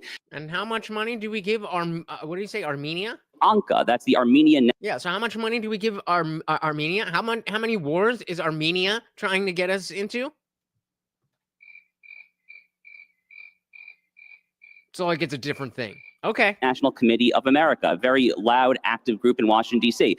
Perhaps more nefariously, there is the NIAC, the National Iranian American Council. It's funny how in these debates, when you talk about various American citizens who get involved to lobby or to express their political opinion, as the First Amendment gives you the right to do, because they think that the U.S. national interest is served by allying with a certain country, it's funny, and perhaps a little worse than funny, how the whole register as a foreign agent talking point comes up only in one context only. So you think, Josh Hammer, sitting there right now, you think that if you turn to Dave and ask, well, what about the Armenians? What about Iran? What about their lobbies? Should they be registered? Dave would be like, well, no, of course not. Only Israel, right? Stupid. This is another straw man argument. So we've gotten muddying the waters. We've got appeal to emotion. We've got the gish gallop. We've got ad hominem. And now we've got a straw man. Oh, my goodness. Yeah, he's just racking up these logical fallacies. Nirvana said, but also, does he think David doesn't hate you? Exactly. I think he's, depending on the fact that a lot of because this is the first time Dave has done a TPUSA event, that a lot of these kids don't know who he is. But I don't think that's the case. I think people know who Dave Smith is. We will see. Yep, exactly. Rules for me, but not for me. And that's essentially what Josh is trying to throw onto Dave. And I mean, I'm not in Dave's head. Maybe he would say no, and maybe he would have a good reason for it. But I don't think so. I don't think so. Like King said, he hates them just as much. It's just that we're not giving them as much money. They are not dragging us into wars like Israel is. If they were, methinks that he would have a lot more to say about it. By allying with a certain country. It's funny, and perhaps a little worse than funny, how the whole register as a foreign agent talking point comes up only in one context only, which... Wait a minute. Did we get another one? Is this a whataboutism? Well, what about Iran? What about them? We're not talking about that. We're talking about Israel. Register as a foreign agent talking point comes up only in one context only, which... Shout out to Jake Var. I don't know if you're watching, but we just got a new member in the Discord, guys. Don't forget that the link is pinned at the top of the chat, and it is completely free. So let's check that out. If you guys are enjoying the show, the party rages on 24/7 over in our Discord. The link is pinned to the top of the chat and is absolutely free to join 24/7. We're in there hanging out, having a great time. And guys, it is absolutely free. However, if you are a member of this channel here on YouTube, you can scroll right below that video and hit that join button. Starts at $2.99. There's a few different tiers, but $2.99 will get you in. It gets you members only live streams here on YouTube, all that other good stuff. But it opens up the full Discord server. So we've got the free chat that is open to anyone. Anybody can join and talk. But as you can see, that is just one of our channels. There's a bunch of different channels here, including our Disciple chat for members only, our Word of the Day watch party, where we're talking about all this stuff. And of course, we have the voice channel here, where we are hanging out after party. This moment. Shout out to everybody in the Discord server. Say hello and tell them to come and join. There you go, guys. Simple as that. See you there. Just AIPAC. And of course, remember, guys, that after party is for members only. But if you join, just like Project VO Pod, welcome. You get a free day pass for the entire server. So again, the free chat is there for anyone all of the time. We are in there plenty throughout the day hanging out. But there's a bunch of other stuff, as you saw, and Project VO is invited to our after party as soon as this stream ends. Thank you so very much, and welcome. We also got our boy Indie Fam. You just saw him on cammed up in that after party. Welcome. Very good to see you guys. line with a certain country. It's funny, and perhaps a little worse than funny, how the whole register as a foreign agent talking point comes up only in one context and one context only, which is AIPAC. Look, the notion, Charlie, that AIPAC, which again I'm not a fan of. I have literally. I'm not a fan of AIPAC. Thank you, Charlie. Why? Yeah, he asked why you're not a fan. Again, I'm not a fan of. I have literally. I'm not a fan of AIPAC. Why are you not a fan of it? Yeah, I'm not a fan of AIPAC for the reason that I'm just about to give, actually, which is that AIPAC exists. The rate I only gave them $54. is on ETRA. Their entire purpose for existing is to secure large-scale annual appropriations, currently about $3.8 billion annually in U.S. aid to Israel. I'm not a particularly big fan of foreign aid in general, and I've been arguing. Unless it's for Israel. And guys, don't forget about the SWOGO. 15 supers of any amount, 99 cents counts, or a $50 total hits the goal, which makes me have to do a push-up for every $2. And it is a peanut butter night. Check the SWOGO above the poll there. And you will see that Morty can get him some peanut butter if we hit that goal. In U.S. aid to Israel. I'm not a particularly big fan of foreign aid in general, and I've been arguing for literally a decade that the U.S. should wind down foreign aid to Israel in particular. I think it actually is a bad idea for both countries. Do we have a Yeah, I was gonna say, like, then what are we arguing here? agreement on that? Yeah. If you want to wind it down to 0 tomorrow, we have agreement on that. Yeah, Sure. tomorrow, Yes, because- I'd support But winding we have it down too. agreement on an Yes. endpoint. Yes, sure. Okay, keep going, Josh. Yeah, so you obviously, yeah. Oh, you guys are Okay, shot. Yeah, I'm having the same reaction that Dave is. I appreciate that they appreciate common ground. You wouldn't see that at a leftist debate. sure. Okay, keep going, Josh. Yeah, so you obviously, yeah. Oh, you guys are We good. like They agreement. just cheered for agreement. I like Yeah, this so you- crowd.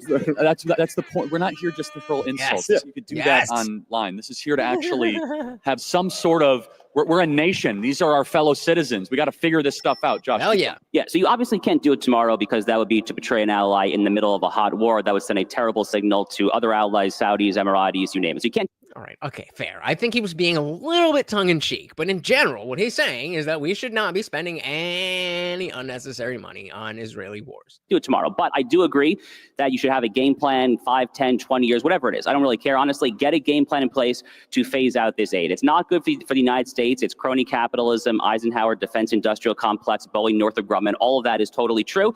And then from Israel's perspective, it's also bad for them too because it makes them overly reliant. It actually ends up undermining the entire notion of Zionism, the notion that the Jews should control their own right to their own existence in their own homeland. It undermines Zionism in the long run. So it's actually bad for both countries. But Charlie, this notion that AIPAC is this big, powerful lobby can be dispelled with literally one anecdote. And I only There's something bigger. He's going to just appeal to something that's bigger and say that because they don't get the most money, that it doesn't matter. Watch. that Watch. AIPAC is this big, powerful lobby can be dispelled with literally one anecdote. And I only need one anecdote to dispel this oft-repeated notion, which is the entire 2014 to 2015 Barack Obama-Iran nuclear debate. The fact that the JCPOA, Barack Obama's Joint Comprehensive Plan of Action nuclear deal passed, is literally the singular data point that disproves the entire alleged existence of the nefarious Israel lobby that controls all politicians there. They failed epically to get that passed. But I do have a question, Charlie, for Dave there, which is Real quick, guys. I think this might be, they're quick, talking pretty quick. I think this might be the first time since I've gotten that plugin that we've actually been watching at normal speed. I will translate it. okay. Well, Charlie, I would be very, very curious, based on Dave's recent tweets about Donald Trump doing XYZ things, whether it's covering up for a pedophile ring or engaging in foreign wars, Which he did. Both of those things. all on behest of a foreign power. Does Dave actually think that Donald Trump, J.D. Vance, and the entire Trump administration are literally bought off by the Jews? Is that actually your honest stance? Okay, so what Josh is asking, Well, yeah. Well, is first what he off, just said. well, it's always look, all of this. I mean, and I do have literally. a tough follow-up for you. No, but I'm Please sorry, answer. but just like everything you just said, like all of it, I just find to be like the cheapest debate tactics. First off, I never said anyone's bought off by the Jews. We're both Jewish, and that's a dirty little trick you play when I'm talking I'm about the only non-Jewish guy Well, on I'm stage. talking about a foreign. Yeah, I'm talking about a foreign government, and then you kind of imply. And no, again, this is all just straw man. It's this whole thing of like Dave saying AIPAC is this big bad monster that controls everything. You just said foreign agents. Hold on. Therefore, if I have one data point of where a policy that AIPAC didn't want gets through, that disproves the whole narrative. And then this distraction with talking about the Armenian lobby or this other, it's like, yeah, well, if we were having a discussion about that, maybe that would come up. But what did I tell you? Didn't I tell you? And when did I tell you? A long time ago. Love being right. I love being right. Shout out to Liberty Plus TV. Welcome to the parties. And Laura Loomer didn't like them cheering. Why not? We might have to see a clip of that. I wasn't sure but before this debate came out, I was thinking that they've been releasing like little clips of people talking, and then like the whole thing was live streamed on Rumble. So I wasn't sure exactly where to go, but this of course we got Dave Smith winning a debate. But yeah, maybe if we finish, we'll check out some of the others. Welcome to the party. Lobby or this other, it's like, yeah, well, if we were having a discussion about that, maybe that would come up. But we're talking about this. And to compare AIPAC to the NRA, who, by the way, are kind of sellouts and don't go nearly far enough. But like, I'm a hardcore gun rights guy. We got more agreement. Yeah. We love our guns, don't we, everybody? Yeah. No, I don't have any, but I like the concept. The NRA guys who always go, the key is to enforce existing gun laws. No, the key is to repeal every last one of the existing gun. There should be one law, the Second Amendment. That's the law. Yep. And it's so funny when people, like, well, so you think that people should be able to own nukes? They already do. Are you under the impression that the government has a nuke development or a nuke manufacturing program? It's all Raytheon and the I don't fucking remember. What was the other one? But them. There should be one law, the Second Amendment. That's the law. Okay, but all that. No, it is totally different to have a group of Americans advocating for a constitutionally protected natural right for American citizens than to have a group of Americans advocating for a foreign government in conjunction with that foreign government. Lockheed Martin, that's what I was thinking. But Boeing as well, yes. That's a different thing. And to even, let me finish, Josh. And to even compare them is ridiculous. And listen, by the way, I'll just say this. Every single person in this room, you have to hate AIPAC. You don't even have a choice. You're here at Turning Point USA. AIPAC contributes millions of dollars to woke progressive Democrats if they support Israel. In other words, it's okay to destroy our country as long as that helps Israel. So I'm sorry, I don't know, Turning Point USA, this is my first time here. Quick question, are we allowed to support groups that contribute millions of dollars to woke progressive Democrats? Because I thought the answer was no. So Josh, and then Dave, I'm going to have a tough. I thought there was going to be a little bit more of a pop, like, oh, no, fuck yeah. But, point taken. Follow up for you. So take a drink of water. Josh, what would you say to that? Because, look, I wouldn't, some people would ask the question, okay, does AIPAC have more power than like your traditional, like Armenian lobby?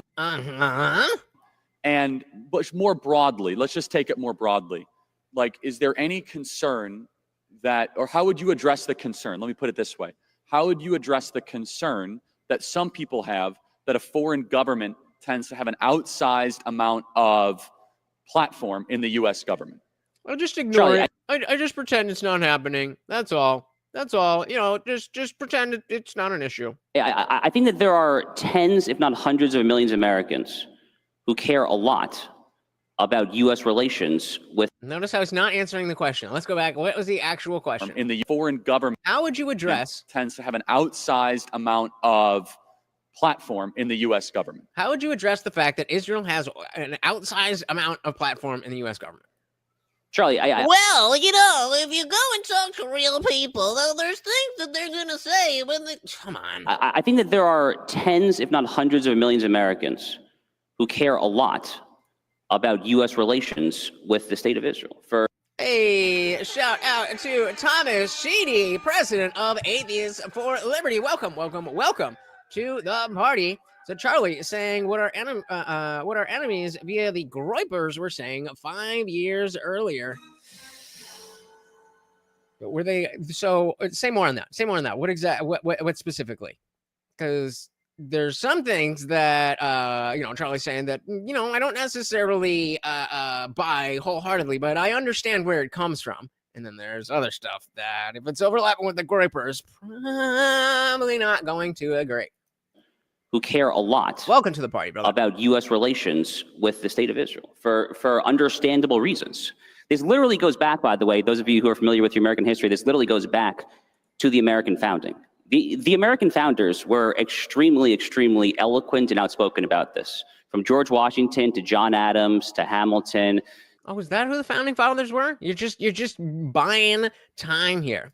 So Thomas said, Charlie is saying what our enemies via the Groypers were saying 5 years earlier. Critical of Israel from a place of political pressure in the online meme wars and not of genuine interest.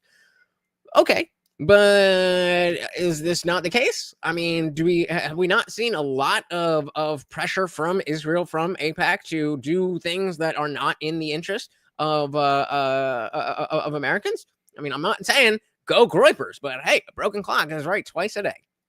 Abraham Lincoln's famous February 1861 speech referring to Americans as an almost chosen people. They quoted the Hebrew Bible over and over. I feel like that's more what Dave is saying than what Charlie is saying. Over and over again. They understood that the Christianity upon which America is predicated is not exclusively, but has a lot of Old Testament Hebrew Bible emphasis therein. And that's been part of our Constitution, part of our legal code, part of our moral code since day one. So it is completely reasonable for people. Okay, you're saying it's coming from the other side now. Yeah, I mean, it's tough to be able to, or to have to grapple with the fact that some of the people that we don't like can say some things that sometimes might fit. It's not all about just who do you like. It's about truth.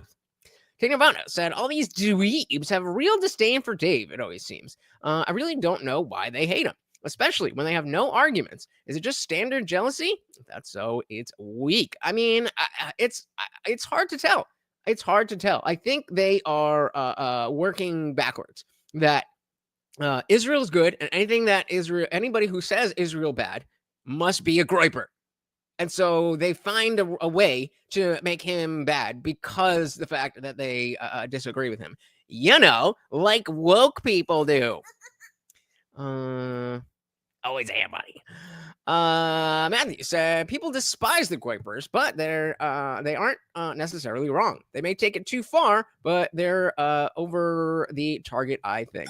Yeah, I think their main issue is just conflating Israel with Jewish people. That seemed, I mean, at least maybe not their biggest issue, but at least on the Israel messaging, is that like if y'all were think about this, if Nick Fuentes was never talking about the Jews, he was talking about the government of Israel, like Dave does, then would he be that hated? Now I get that there's a reason to play that game and be that guy, but in terms of truth, in terms of a message that people can grab onto. If you guys remember when October 7th happened, I was like, yeah, I don't know anything about this. You guys come and tell me what's good. But in that time, I've been able to see, and for a matter of fact, it was two very pro-Israel people that came up and were talking. But since that time, I've realized that, okay, yeah, there's obviously issues on both sides, most of them coming from religious dogma, but there's issues on both sides. And Israel is affecting our country and my life specifically a lot more closely than it was articulated by the people who don't want you to really understand that. Code, part of our moral code since day one. So it is completely reasonable for people in the year 2025 to look at that, to look at all the other things we talked about when it comes to deterring Islamism and Sharia supremacism, when it comes to trying to achieve this Abraham Accord-style nationalist, realist foreign policy, when it comes to deterring the Iranian regime and their various proxies. It's very, very understandable for American citizens, again, Americans, to look at that and to conclude that we have important reasons for allying with Israel. They are not doing so on behalf of a foreign government. Ironically, this is a lot lower than I thought. I would have thought it was at least 85%. The way that people make that conflation, I would have thought it was at least 85%. But even if it was, it still doesn't have to do with the Jewish people. It has to do with the government of Israel. I cannot see a bigger faux pas than conflating those two, because there absolutely is a conversation to be had about Israel's influence. But when you make it about Jewish people, then you're just dumb. You're just dumb. That's it. You're dumb. Important reasons for allying with Israel. They are not doing so on behalf of a foreign government. This framing is absurd. It's utterly absurd. They are doing so because they are patriotic Americans, and they feel it is their subjective sense that as patriotic Americans that this alliance is furthered. And they are Just dumb. U.S. passport holders. Some Yes, of people course. think that they're strictly foreign nationals. Is that correct? Yes, and that's simply just not true. Now, guys, Wait. Who? What? Oh, sorry, I missed it. so on behalf that we have important reasons for allying with Israel. They are not doing so Sure. on behalf of a foreign government. This framing is absurd. I don't think that is what anybody is claiming. I don't think anybody's claiming, oh, we just partner with Israel or ally with Israel because they're making us. That is yet another straw man of the position. I was even saying earlier that clearly there's military reasons that have being on good terms with Israel, as well as having bases or ways to operate in the Middle East out of Israel. Those are important. That doesn't mean that we should just bend over and let them fuck us in the ass with whatever they want to do, especially if it might cause World War III, even though it didn't, Josh Hammer. Line with Israel. They are not doing so on behalf of a foreign government. This framing is absurd. It's utterly absurd. They are doing so because they are patriotic Americans, and they feel it is their subjective sense that as patriotic Americans that this alliance is furthered. And they are U.S. passport holders. Some Yes, of people course. think that they're strictly foreign nationals. Is that correct? Yes, and that's just simply just not true. Now, again, I say that by way of someone who's been very critical of AIPAC, but it's just simply not true. We're using that as a filler term. So now, Exactly.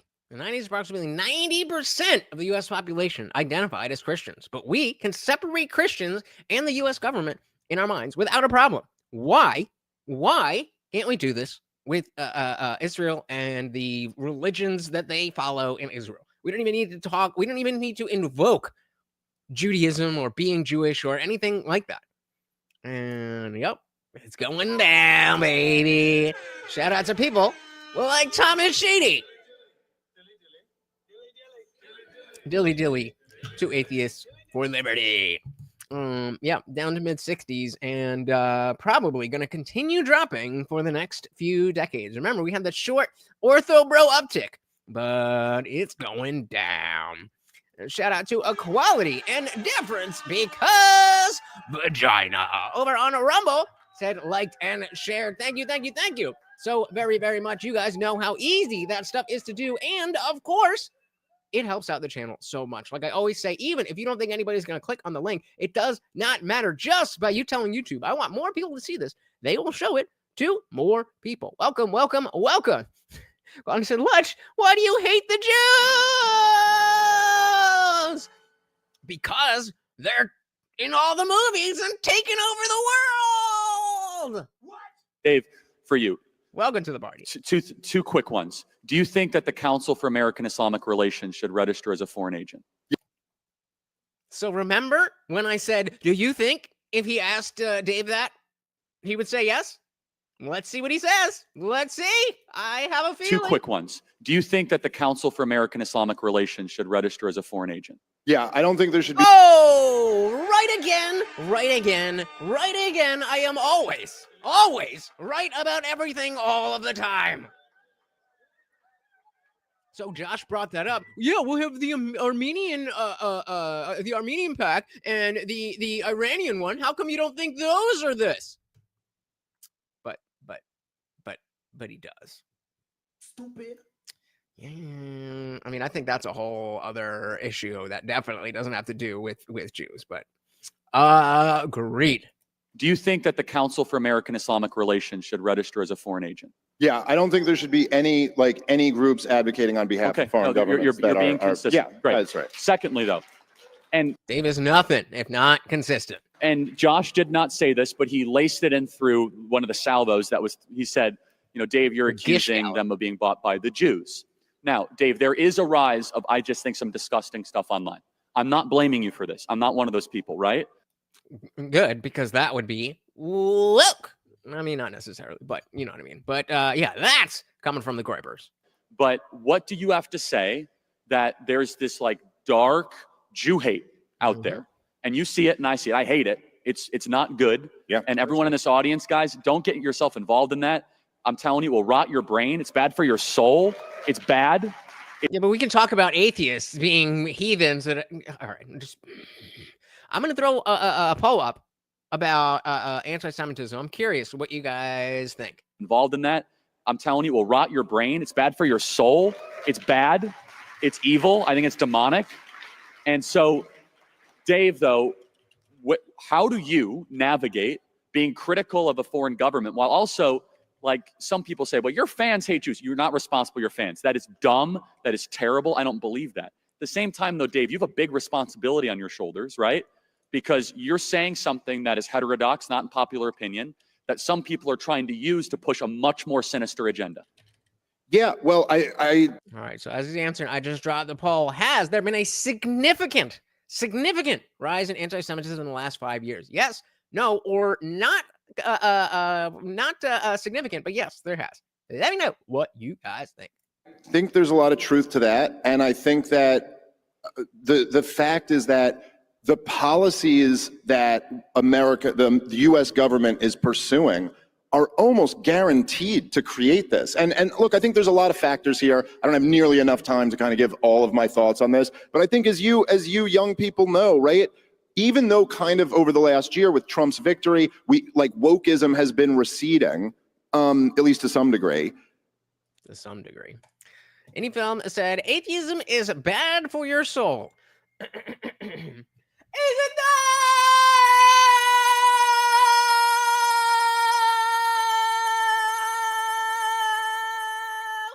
no, you are making the same mistake that Andrew Wilson, who part 2 of the debate that I did with him at DebateCon just came out, and maybe we'll take a peek at that. But it is leftism that is bad for your soul. Atheism has no ideology to it, so it is just the lack of belief. But I know you're talking shit. We wokeism has been receding. I said we don't have enough anti-Semitism. At least to some degree.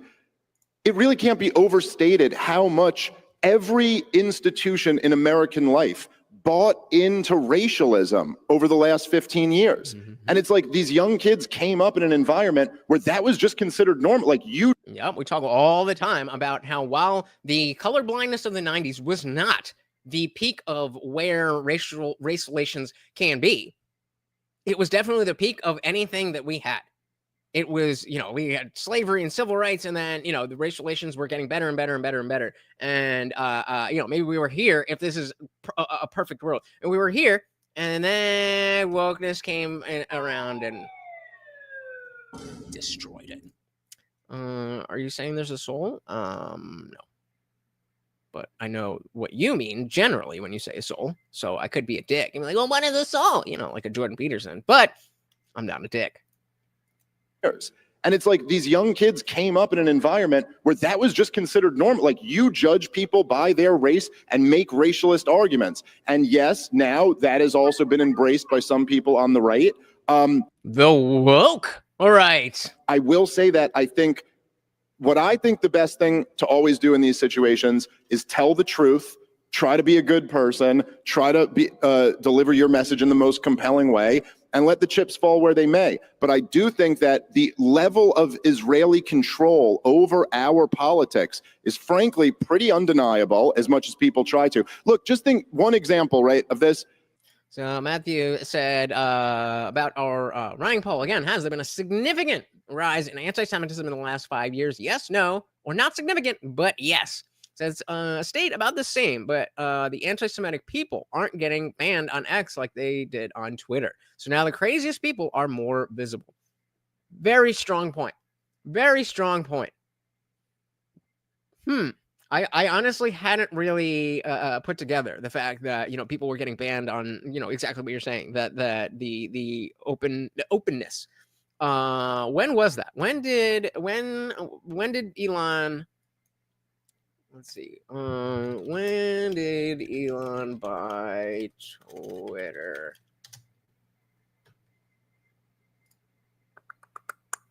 Uh, 2022. Okay, yeah. So that does line up.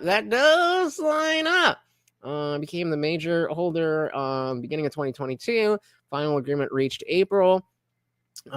Deal closes October 2022, and that does align right up with it. Very, very good point.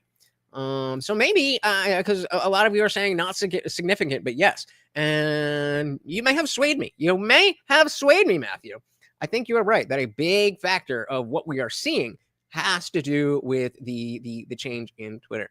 You've changed my mind, sir. You've changed my mind. Clip it, guys. I was wrong.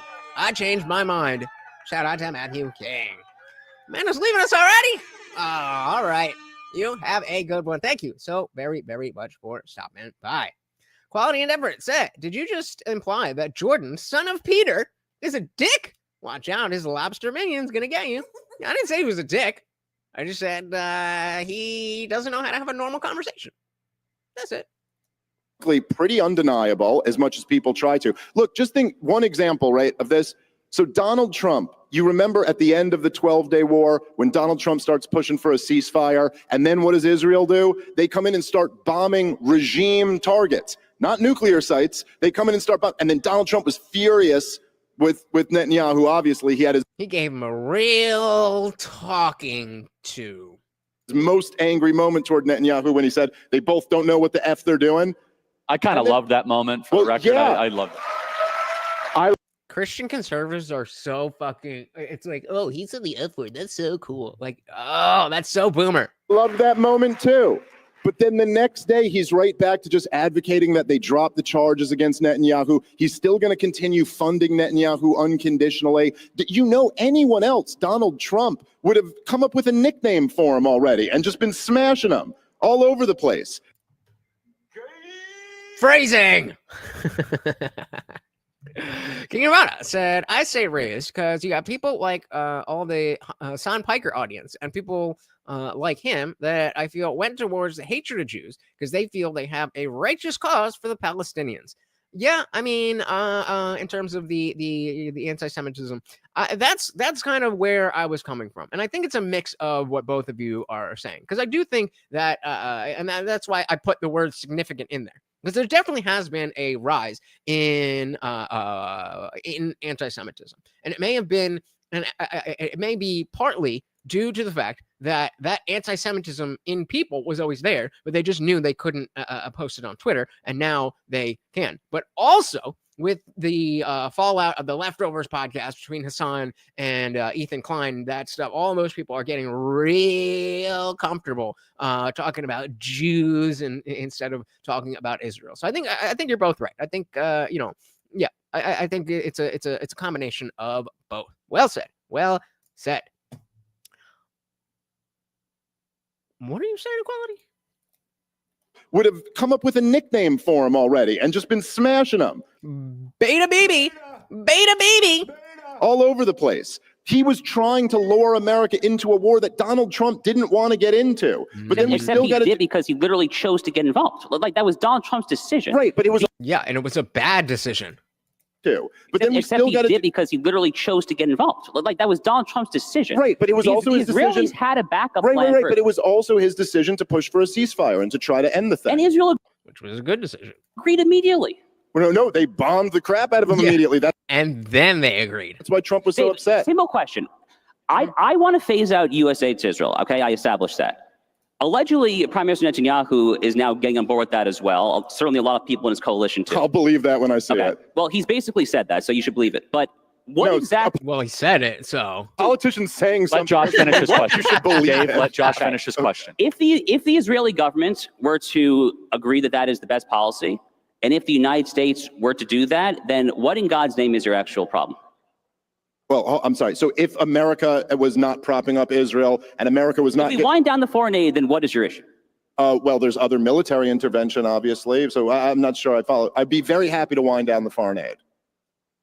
But other than that, what is my, listen, I'm a non-interventionist, so I'm not saying America should get involved. But no, I mean, I do think objectively what Israel's doing to Gaza is horrible. I think, and I want to talk about Gaza. They couldn't do it without us. So make that case. If they were, they couldn't do it without us. I would still be against that. We have to go fast because people have flights and stuff. But I want to get to this, right? And we still haven't gotten to the final conclusion. So let's talk Gaza, because first I want to go, Josh, on October 7th, because I want you to remind people what happened on October 7th. And Dave, I'll be honest, I think your portion of the debate, your portion of your community could do a better job of remembering the horror on October 7th. I'm just going to be honest. I'm not putting that on you. I'm saying just your community. Wait, what? And Dave, I'll be honest, I think your portion of the debate, your portion of your community could do a better job of remembering the horror on October 7th. Okay, I thought he said something, because he's like, I'm not saying that as I thought he said something very different. And yeah, equality. These fucking conservative Christians. It's like, it's so cute because we have the I'll say MAGA has become the cool party, but like the larger Republican zeitgeist, if you will, is still very just like pearl clutchy and cringe. And you know, someone who used to be a lot more liberal is now, you know, because the liberals have gone so far, I'm in that group. But like, oh, he said the F word. It's like, yeah, and that's going to be honest. I'm not putting that on you. I'm saying just your community. I'm going to have that. Sounds like identity politics. That's just me. I want you just to think, because I think we kind of forget, because there was something unique and terrible. Josh, I want you to talk about that. And then I want you to make the best case you can, because every human being's made in the image of God. I don't like seeing dead kids anywhere. I don't like seeing dead kids in Gaza. I don't like it. So we're Christians here. So Josh, I want you to kind of walk us some of you through the series of events, because it can't be lost on us. Talk about Gaza, talk about the horror of October 7th. Then Dave, I want you to talk about your criticism about Gaza. And then I'm going to ask you a follow-up, Dave, about something that happened from the Joe Rogan show. Josh, you first. Are they ever going to get an opportunity to just talk to each other? I'm just curious. Has anyone just put your hand up and make some noise? Have you been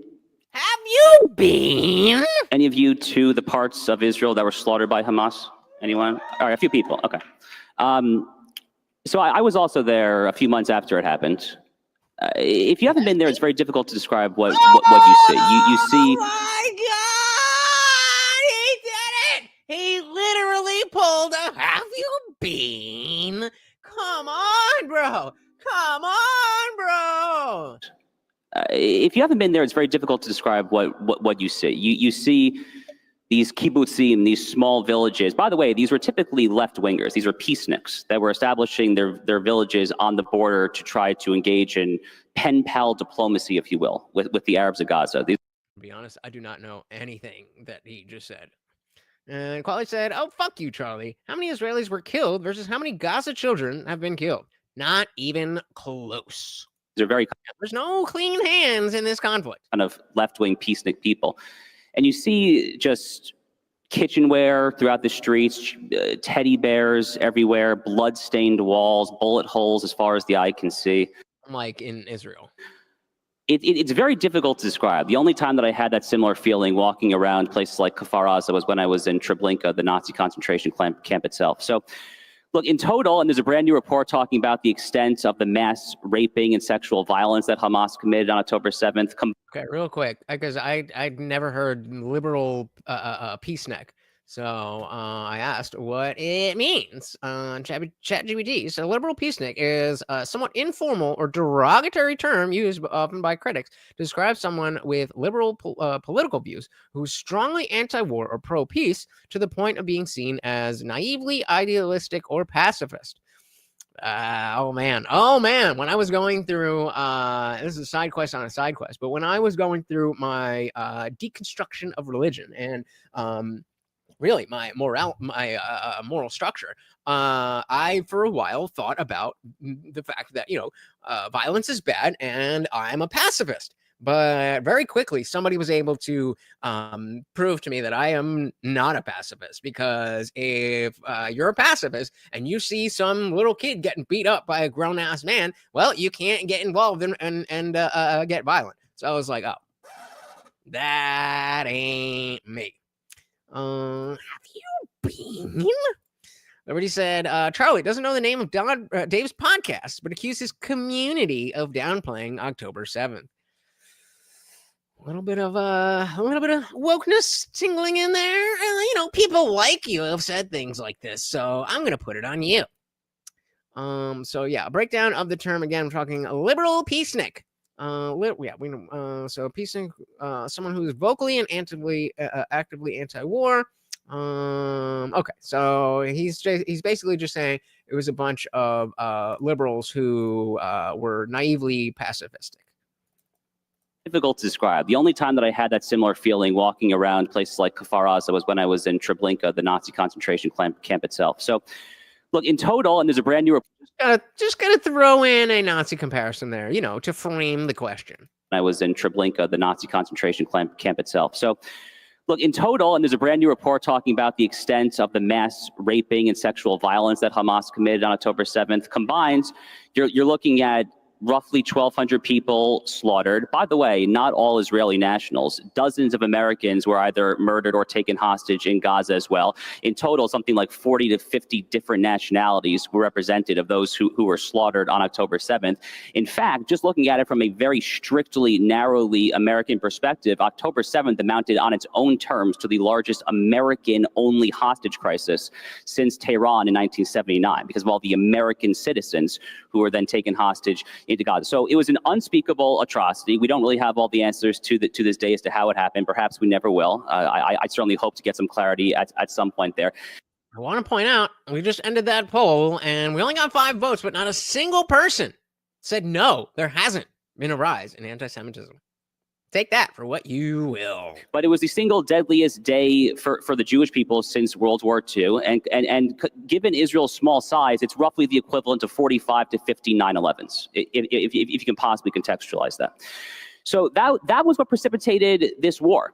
And it was a war that Israel, Charlie, did not want, as you know. Hamas took over in 2007. Israel repeatedly, time and time again, decided not to try to topple Hamas under the idea that you could potentially have an even worse alternative, better to deal with the devil that you know, and so forth there. October 7th, I think... Don't forget about Swoggle, guys. Morty's here, and he could be eating his peanut butter. 99 cents will get him a treat. Extremely reasonably, given the sheer level of carnage and terror and just outright satanic, demonic evil that happened, they quite reasonably concluded that policy simply had to end.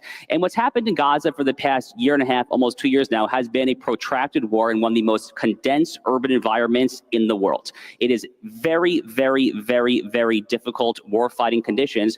I would like to remind you just of at least 1 or 2 very simple facts. One is that, let's not forget that Hamas, who Israel is at war against in Gaza...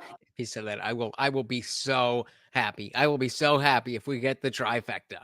Is a U.S. recognized foreign terrorist organization. They are indistinguishable in that respect from Al-Qaeda or ISIS or any of these other foreign terrorist organizations. They are... Yeah, I was just going to say, like, what can we land the plane? What are we doing? You're just talking about the basic facts. I don't think, I mean, I guess Charlie did ask him about that.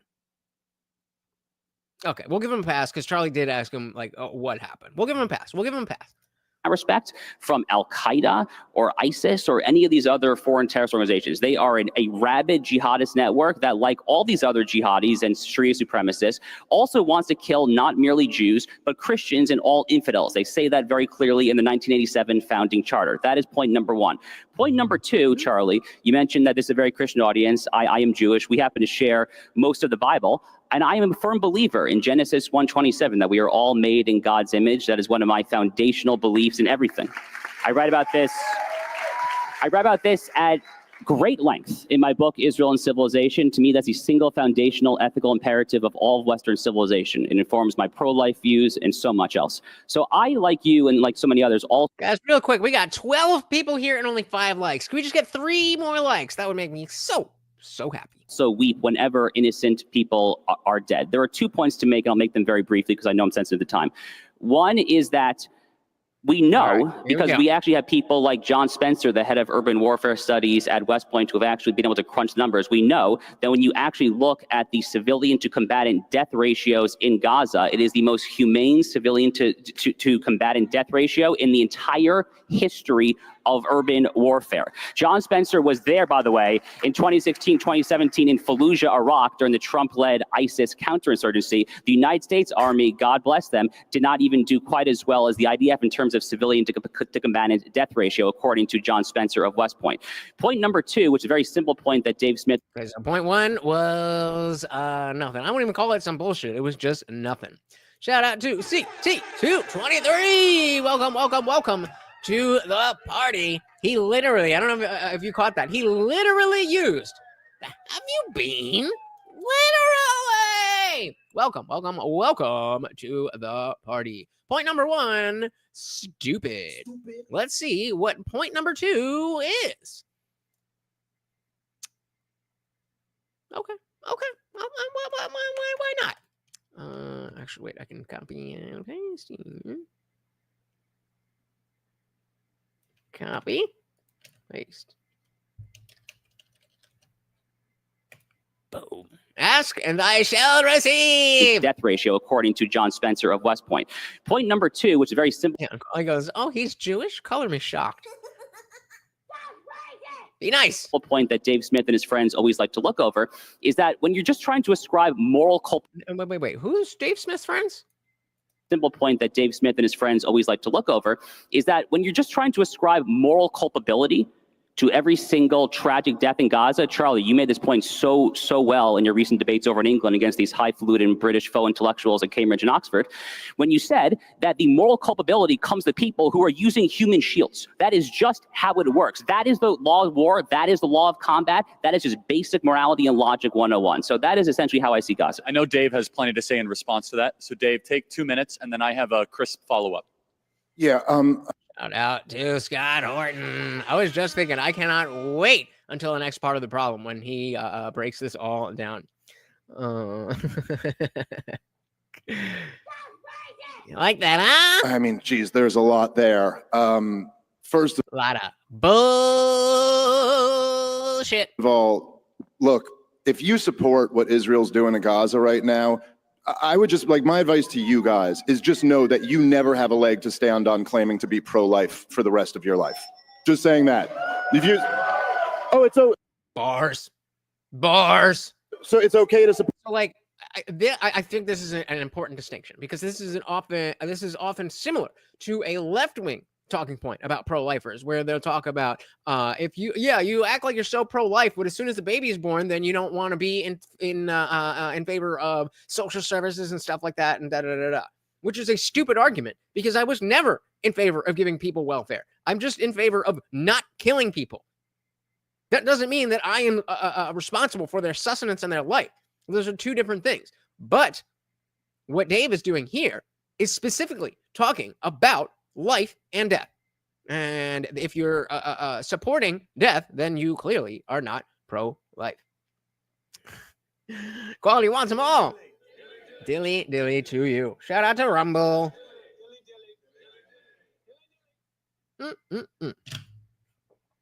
Let's not boo our speaker, It's Dave. okay to support a Make your policy. Boo the speakers. Boo the speakers. Let them live. It's America, Jack. Oh, so it's okay to support. Let's not boo our Wait, speaker. actually, I do want to hear the reaction specifically. is just know that Israel's doing in Gaza right now. I would just, like, my advice to you guys is just know that you never have a leg to stand on claiming to be pro-life for the rest of your life. Just saying that.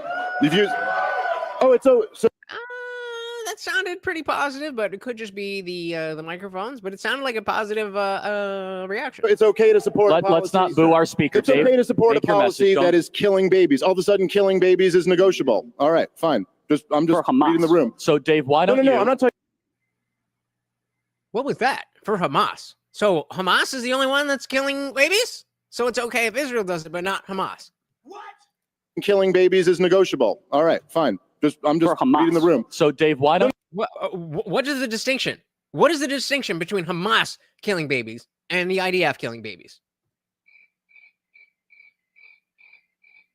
Rules for thee, but not for me. No principles, just positions. All of a sudden, killing babies is negotiable. All right, fine. I'm just For Hamas. reading the room. So, Dave, why No, don't no, you? I'm not. Yeah, I was like, well, see, Hamas babies are evil. Just like Hassan said. about the other side, that the Israeli babies are baby settlers. I'm talking about for Hamas. Hold on. Human Back shields, up, dude. back, Human shields. hold on, back up, Dave. Why I don't just let you go Dave, on this whole long I know. thing? I'm going to actually like, help you out yeah. here, Dave. Okay. What I'm doing is I want you to tell the audience what's going on in Gaza, because some people in the audience don't know what's going on. So Well, don't assume they know. So, I mean, okay. So anyone said, wait, what? How many babies were killed in Nagasaki? What's the score of the cities in Germany? And so I see where you're coming from, but that is a different situation, because it was at least proposed to be a situation where that was going to end the war. And it's not like a part of the war. That was meant to be a final moment. And there's definitely issues with should we have dropped the bombs, but it is a slightly different concept. And he said the IDF only accidentally killed babies. Yep. So he said the baby settlers are they are settlers. The babies are settlers according to Hassan. And if Hassan said it, then must be true. What's going on in Gaza, because some people in the audience don't know what's going on. So don't assume they know, and let's not get back. Oh, okay. Well, I did assume that most people know that lots of babies are being killed in Gaza, but maybe I shouldn't have assumed that. Don't Dave's getting snarky. be sarcastic about it, Dave. Instead, I mean this. No, I meant that not literally. everyone I has an did assume information that. loop where they're on social media all the time. Okay, so walk through numbers, walk through what animates you to say something like that. Well, okay. Well, let me respond to a few of the things that Josh claimed. I mean, if you Just a few, because he threw out so much bullshit. want to go, there was just a major report a couple weeks ago in Haaretz, the Israeli newspaper, where they had a bunch of IDF soldiers. They actually had one who went on record who was saying that they were ordered to shoot at crowds of people who were going into All right, what a libel desperately. left wing. Oh, and of course, Josh has to get in the middle of it. Can you just shut up and wait your turn? I don't love this this structure where only one person can talk at a time, because I do think it is useful for people to be able to jump in and talk about things, so that you can't go on this long rant of bullshit where there's 17 million different points for the next person to respond to. But if this is the structure, then stick to the structure. So Matthew is saying I have zero issues with what's happening in the Middle East. I just don't want to fund it or be part of it in any way. I definitely have issues with what's going on, but not enough to get my own people and my own government involved in it. Yeah, bad shit happens around the world. That does not implicate me or my government in any way. No. CD said, once Dave starts referencing local newspapers, you are cooked. Yeah, I mean, he knows what's good. And even if you are, like, let's say you are somebody who believes that Dave is wrong. Similar to an Andrew Wilson, even though you may believe that he is wrong, your ability to prove that, it ain't happening. I mean, I did because I'm me, but I definitely wouldn't be able to do it defending Israel to Dave. Anyway, said, I think the difference is that the IDF are not targeting babies, though I think we agree Hamas targeted families, including babies, on October 7th. True, but that doesn't supersede, that doesn't make, I know you're not saying this, I'm making a different point. Just because this is true doesn't mean that the IDF are the good guys and the Hamas is the bad guys. And that's how a lot of pro-Israel people try to frame it. Well, because there was more numbers on their side and they didn't have warnings, they're the bad guys and we're supporting the good guys. There are no the good guys in this war. None. I mean, unless you want to talk about the babies that are dying, but it's all bullshit. 360. Hey, shout out to Indy Bam. You saw that. He is ready. He is hungry. Of course. A treat for Morty. Thank you. So perhaps a spark. Perhaps indeed. Thank you so very, very much. Starting us off on that swoggle. That is 1 out of 15 and 2 out of 50. That not only does Morty get his peanut butter, but I'll have to do a push-up for every $2. Look at these puny little arms. I need your help. Thank you. Of course, that makes you the new sponsor of the stream. Very much appreciated. Exactly. Different, but both bad. ordered to shoot at crowds of people who were going into All right, a lot of libel desperately. left-wing filth, by the way. Josh, I let you talk. Let's please let Dave make his case. Well, is the IDF soldier who went on the record also filth? Probably. Okay. All right. There you go. So if there, see, you're whatever. That's when you'll criticize the IDF. Look, Josh is just lying when he says that Israel supported Hamas for all those years because they feared there might be a worse alternative. It's just not true. And this has been so widely reported. You don't have to rely on Haaretz. You can rely on all types of reporting, or you can just look at all of the leaders in their own words, what they said. They chose Netanyahu, and this was very controversial in Israel. There were lots of critics of this. Netanyahu thought he had this brilliant idea, which is that he would prop up Hamas and keep them in power. His exact quote was, "We can control the height of the flame."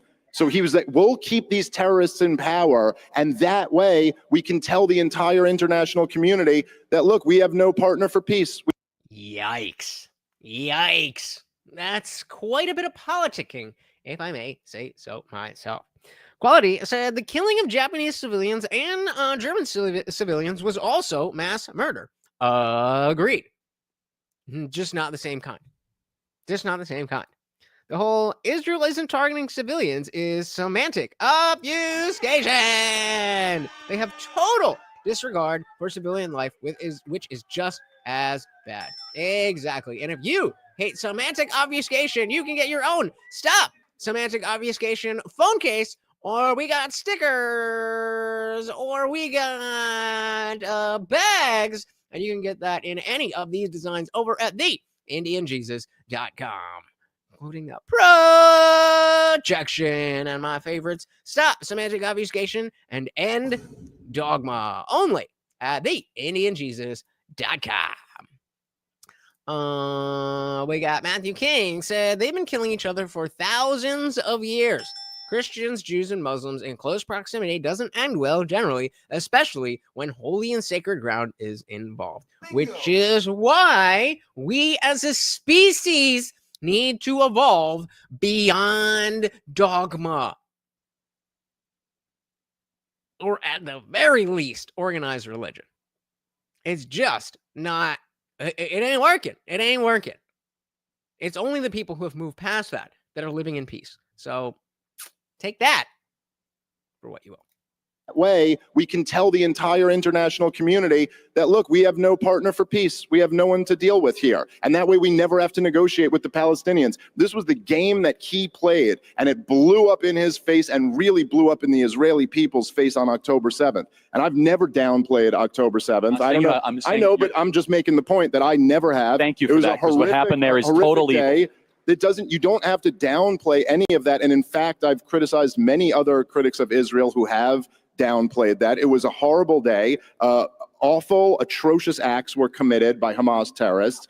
But at the same time, Benjamin Netanyahu was propping those guys up. In fact, according to the Israeli former defense secretary, he sent the head of the Mossad to Qatar to, quote, beg them to continue shipping the money in. Meanwhile, they had a blockade around Gaza. They wouldn't let sugar, they wouldn't let potatoes in because they claim that's dual use. That could be used to build rockets. So the kids can't get, food. Yet hundreds of millions of dollars in cash directly to Hamas.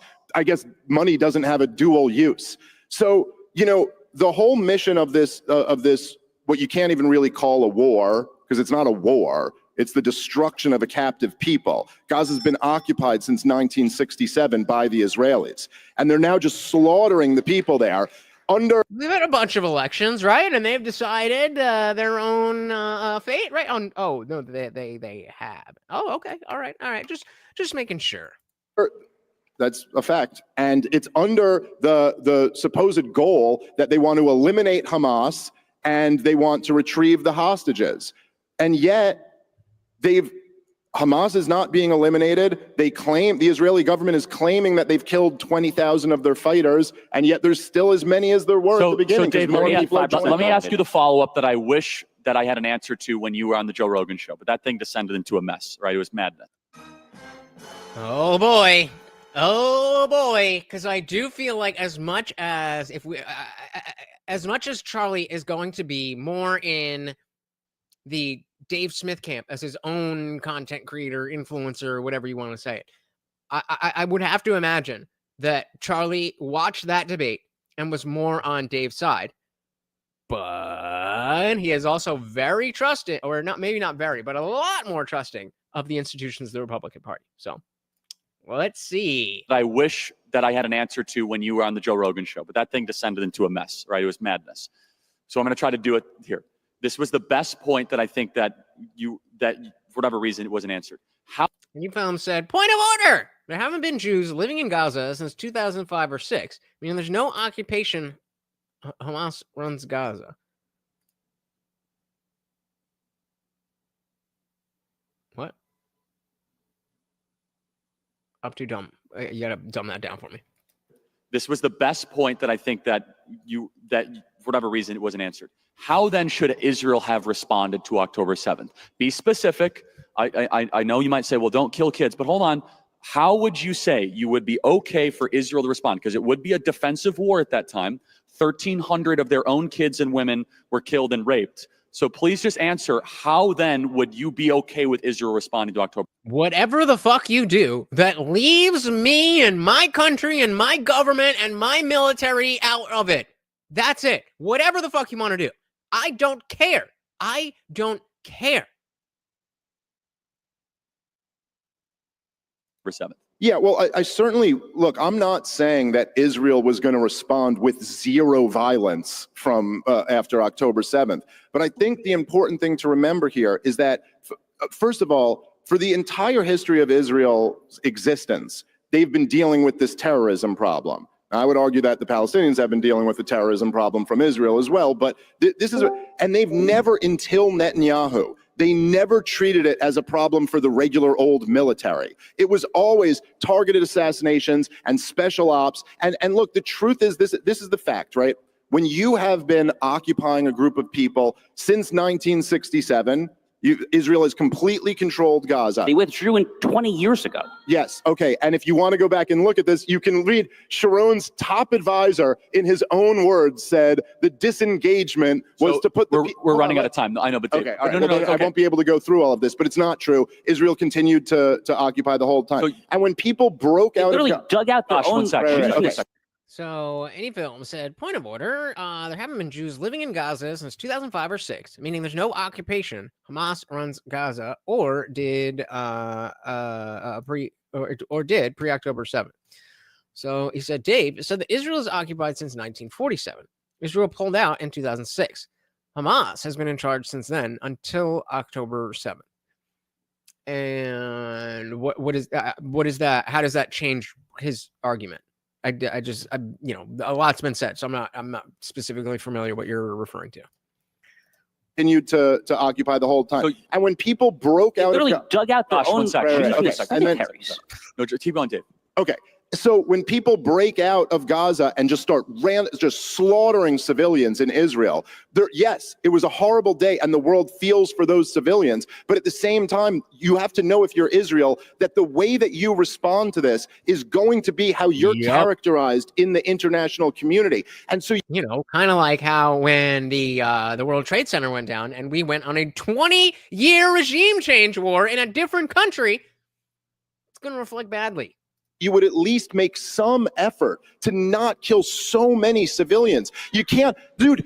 Smotrich, the finance minister, was bragging for 3 months that not 1 ounce of grain would get into Gaza. Well, Hamas has all the food. They're firing rockets from Hamas has all the schools. Dude, you interrupt every 2 seconds, dude. Please, let Hamas has all the food they need. This is a war on the civilian population. And then, as is reported, admitted by IDF. By the way, this is admitted by the Israeli government. You can say whatever you want about Haaretz. They denied that they gave the orders, but they admitted that it was the IDF who was shooting at those people. Then after you deny the civilians food for 3 months, then you start shooting at the people who are desperately trying to get some food for them and their kids. So no, listen, I'm sorry. And I guess I am partly rejecting the premise of your question, but let me just say it like this, Charlie. If you're pro-life, and you say, It's a stupid argument. You should not buy this. Guys, let Dave finish his sentence. Shut up, bro. It's not it's a stupid argument. It's a stupid argument. You haven't heard the argument. What's the argument that's stupid? Dave. Oh, who just did this? Oh, I forgot who it was. It was Rob Noor. Rob Noor when I don't think it was Devon. I think it was when he was talking to Devon and he was trying to make a point and they were on Raging Tomato and Devon was interrupting him. He was like, "Oh, since you already know what I'm going to say, go ahead." Oh, you don't know the argument because I didn't fucking say it yet. Argument. Pro-life here. It's a Please. stupid argument. You haven't heard the argument. What's the argument that's stupid? Dave, You're not pro-life if guys. No, what's the argument? it's Hamas that All right, I'll give that. And Quali said, "Dude, shut up, bro. Dilly, fucking dilly. Say it with your chest. Say it with your chest." Liberty Plus said, "I saw a documentary about a prison where the inmates run the prison and the guards basically stay on the outskirts. That's basically Palestine." Yikes. In film, so again, we're going back to what Dave said, that Israel has occupied Gaza since 1947. But Israel pulled out in 2006. Hamas has been in charge until October 7th. He just said that Hamas has all the food they need, but the civilians don't.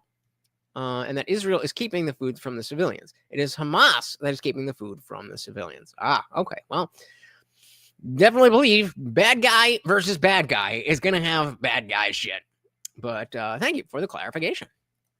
Oh, it's not. Hamas It's is a a part stupid of argument. pro-life here. It's a Please. stupid argument. You haven't heard the argument. What's the argument that's stupid? Dave, You're not Finish it. pro-life if guys. No, what's the argument? it's Hamas that is not What's the pro-life. argument? Hamas You like just to called kill stupid. people. Dave, What's the argument? this is what. Hold on one second. See, this is, just Charlie, you got to let them go here. You got to let them go. I know people don't like what's the seeing argument that, that you? not Okay. enjoyable to watch. Okay? What's the argument that you called Why stupid? don't you finish it, No, Josh? 'cause he Let him doesn't even finish. know what it is. He interrupted me before I even said it. What? Okay, here's the argument.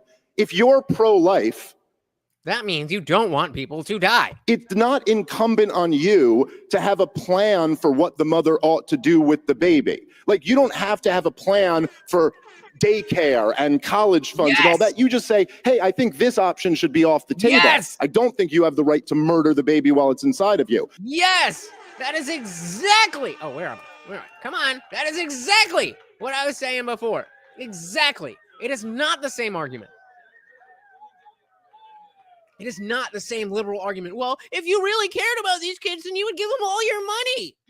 No, I just don't want them to die. I think this option should I said, I like Dave's righteous anger. I do too. be off the table. I don't think you have the right to murder the baby while it's inside of you. Likewise, I'm not saying I have to have the perfect plan. If we had more time, I could expound on what I think they should have done. But how about don't deny 1 ounce of grain for 3 months and then shoot at the poor people who are trying to get food? Josh, How respond. about you take that option off the table? So, I'm trying to fully understand the significance of what you're saying here, Indie Film, that it's not Israel keeping food from the civilians, that it's Hamas. And so, does that then mean to you that Israel is more justified in their actions? Is that the kind of the bottom line that you're putting down here? That because it's not the Israeli government that they're trying, it's Hamas is the one that's keeping the food from the civilians, and Israel's letting food in. Is that what you're saying? I'm again just trying to understand. Quality said, bingo. I don't think people should slaughter babies. That doesn't mean I want to breastfeed the goddamn things. Yup.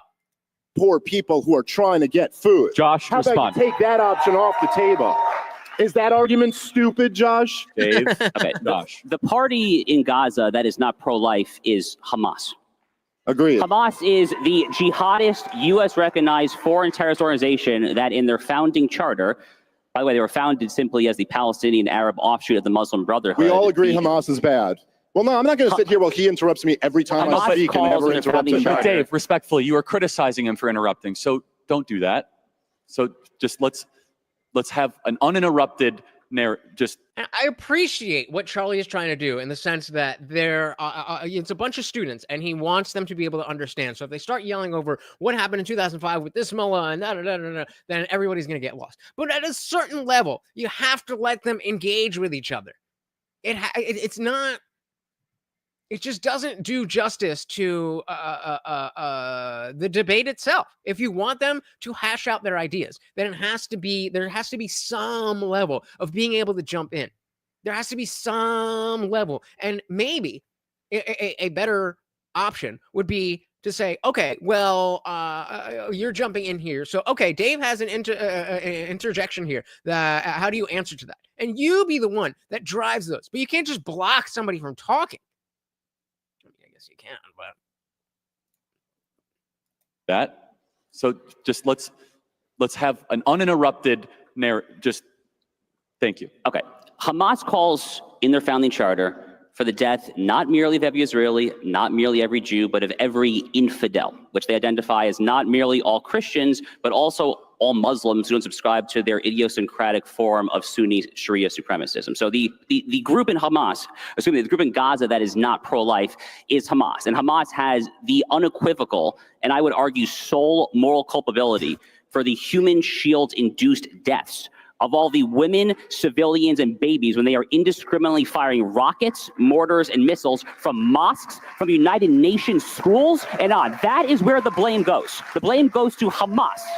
Once upon a time, anyone with any decent functioning moral compass or any knowledge of international law 101 would have been able to tell you that. So that is where this goes. But again, it's just you pivot to blaming Hamas, and they're the ones who aren't pro-life, as if I was making the claim that Hamas is pro-life. I'm criticizing Benjamin Netanyahu for funding and propping up this horrific terrorist organization. So how are you in one breath going to talk about how terrible they are and then completely remove culpability from the guy who kept them in power intentionally? Because then I get to have more points in the argument. This isn't about real life. This isn't about real life, Dave. This is about winning. This is about winning. Didn't you hear me talk about my book before? That's why I'm here. Curious. Got it. I'm curious. I got to interrupt. What is your response to the human shield argument? It has been proven. Yes. It is legit. What is your response to a fact? We don't know how widespread it's done, but I think it's rather that Hamas uses human shields. Yeah, they certainly have. I'm not denying that, but at the same time, like, it's kind of, if let's say Israel dropped leaflets before they bombed children. Like in a domestic criminal situation, if there was somebody who killed a bunch of people and then they ran into a school and they're like using the kids as human shields, they're hiding behind the kids, and then your local police department came over and said, blow up the school and killed all the kids, you wouldn't go, well, they have no moral responsibility because they were using them as human shields. Yeah, as Bill Burr said in his special, you got to work around that, bro. And Hamas is terrible. Nobody's arguing with that. But that doesn't mean there's no responsibility for the people dropping the bomb. Got it. And by the way, again, as you don't want to talk about, how about when they're shooting at people trying to get aid? There were no human shields there. No, I do want to talk about it. Go look at a picture of Gaza. The human shields does not describe most of what's happened to Gaza. Yes, there are certain instances. And by the way, Israel also has a bunch of military targets in civilian areas. I'm just saying that doesn't actually mean it's okay to just now you have a moral get out of jail free card to do whatever you want to the poor innocent people who, as you pointed out, are also victims of Hamas.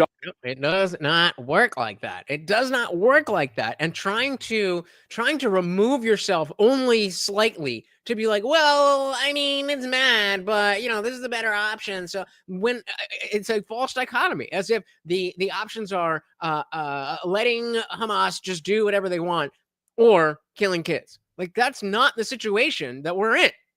CD said, hasn't been brought up yet that Hamas was propped up and funded by Bibi to fight the PLO. Yep.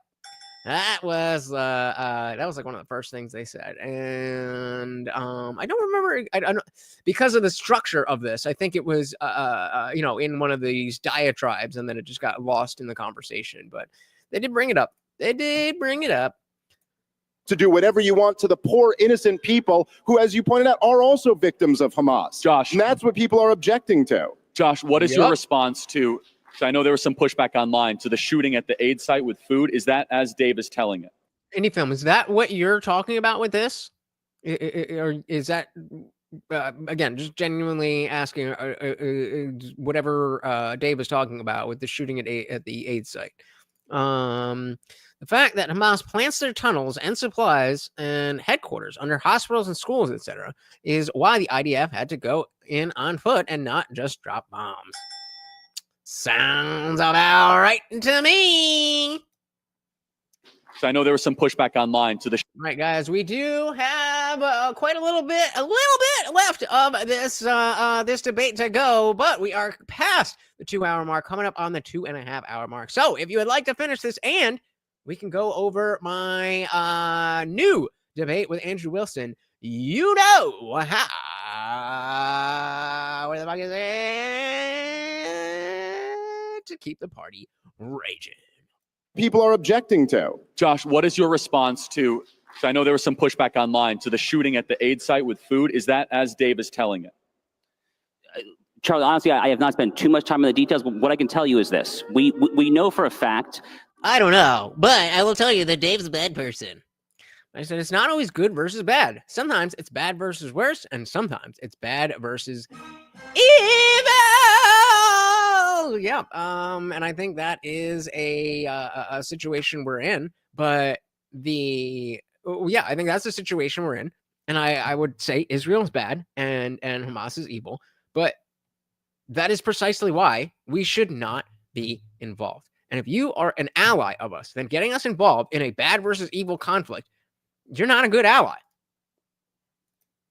Charlie, honestly, I have not spent too much time on the details, but what I can tell you is this. We know for a fact that at least until the recent Gaza Humanitarian Foundation, which is this U.S. organized NGO distributing aid, we know that prior to the establishment of this, Hamas was pilfering and confiscating a shockingly high percentage of the aid that entered Gaza, sometimes well more than 50%, because that's what they do. They have monopoly of use of force in Gaza, and they were essentially just artificially inflating the prices of the actual Gazans' goods and then stealing it all for themselves. That's what Hamas does. It is a deeply corrupt kleptocracy in addition to being a jihadist hellhole. Now, the new aid group, the Gaza Humanitarian Foundation, is a noble and righteous effort that guess who opposes it? Hamas. Hamas are the ones who actually have started indiscriminately shooting, even much more so than whatever anecdote Dave Smith is talking about. Hamas is the one that has actually started indiscriminately shooting at this U.S.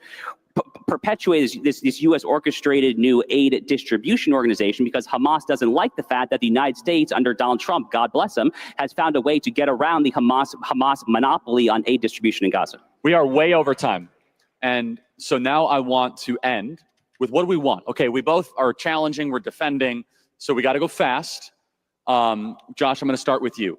What are you pushing for? What is success? What is the end destination? What are you prescribing? What are you offering? And this is, I think, the most important question of all of this, because you never, ever, ever, ever, ever, ever, ever hear anything but aside from, well, two-state solution. What does that mean? then Dave, I'll let you do it, and then please don't interrupt. Charlie, great debate. Thank you for moderating this. So I support the Trump doctrine of foreign policy. I have been a staunch proponent of the Trump doctrine since the Trump doctrine first came into instantiation during the first Trump presidency. The Trump doctrine, again, is neither neoconservative nor isolationist. It is a nationalist, realist, America-first approach to foreign policy that understands three things. One, America's number one focus this century must be on combating our actual civilizational foe, the Chinese Communist Party. Two, America has declining resources. Three, the way to deal with both those two is to prioritize in non-Indo-Pacific regions of the world allies who are capable of securing and patrolling their neck of the woods in a way that redounds not just to their national interests, but to the American national interest. That in the Middle East is Israel. We've seen that time and time again throughout the Middle East. And again, Charlie, just to drive home this point there, the guy who understands this better than everyone, despite this whole kind of very online debate about what MAGA or America First should think about foreign policy and U.S.'s relations, the guy who understands this the best, as he recently reminded us, is the guy who literally defined the terms MAGA and America First. To Donald Trump, it is completely commonsensical. It is utterly No. MAGA has been, and America First is not something that Donald Trump invented. Neither is Make America Great Again. But fine, he popularized, let's say he popularized both of those things. That doesn't mean that anything he does is therefore MAGA and America First. No. MAGA and America First are principles or platform principles of platform of principles. You know what I mean? They're ideas that are represented by types of actions that fall in line with that ideology. So just because you started something doesn't mean that anything you do is that.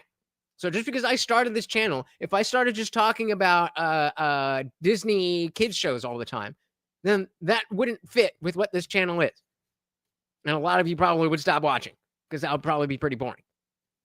Logical. It flows from first principles that to be America first is to necessarily support tight-knit, close-knit U.S.-Israel relations. We saw this in the U.S.-Iran war. We saw the B-2 bombers do what they did, and God bless them for dropping those bombs in that 37-hour interval. That would not have been possible were it not for the Israelis laying the groundwork with the Iranian air defenses and Hezbollah the year prior in 2024. It was the Trump doctrine and U.S.-Israel relations at work. So, Charlie, my vision is for an independent Israel where we ultimately wind down aid, and for Israel to be the beacon of protecting and securing American interests in the Middle East, just like other countries can then take responsibility in different regions of the world, so that America can then focus on China. I mean, it sounds good. It sounds good, but how do you get us into a position where we have that leverage? I don't know. I've honestly don't really fully understand why we don't have that leverage with everything that we give Israel, but the fact that we keep giving it shows that we don't have that leverage. So you're just talking about what I wish happens. That's not proposing a solution. Look, All right, so this is his closing, guys. This is his closing. If you would like to see my my debate with Andrew Wilson, we need one more super chat. We need one more super chat or a donation of any kind. One more. I think if you guys are being honest with yourselves, and I do think we should really think about the threats that we really do face here at home. And I'm talking about the Democrats coming back into power.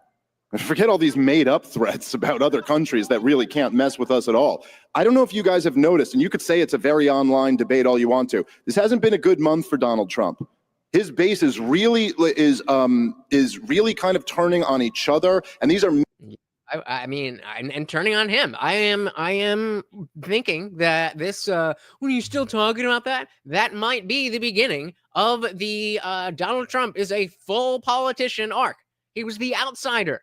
He was the outsider. Not anymore. Not anymore. That doesn't mean Kamala would have been better, but he is not the guy that people voted for in 2016. He's just not that guy.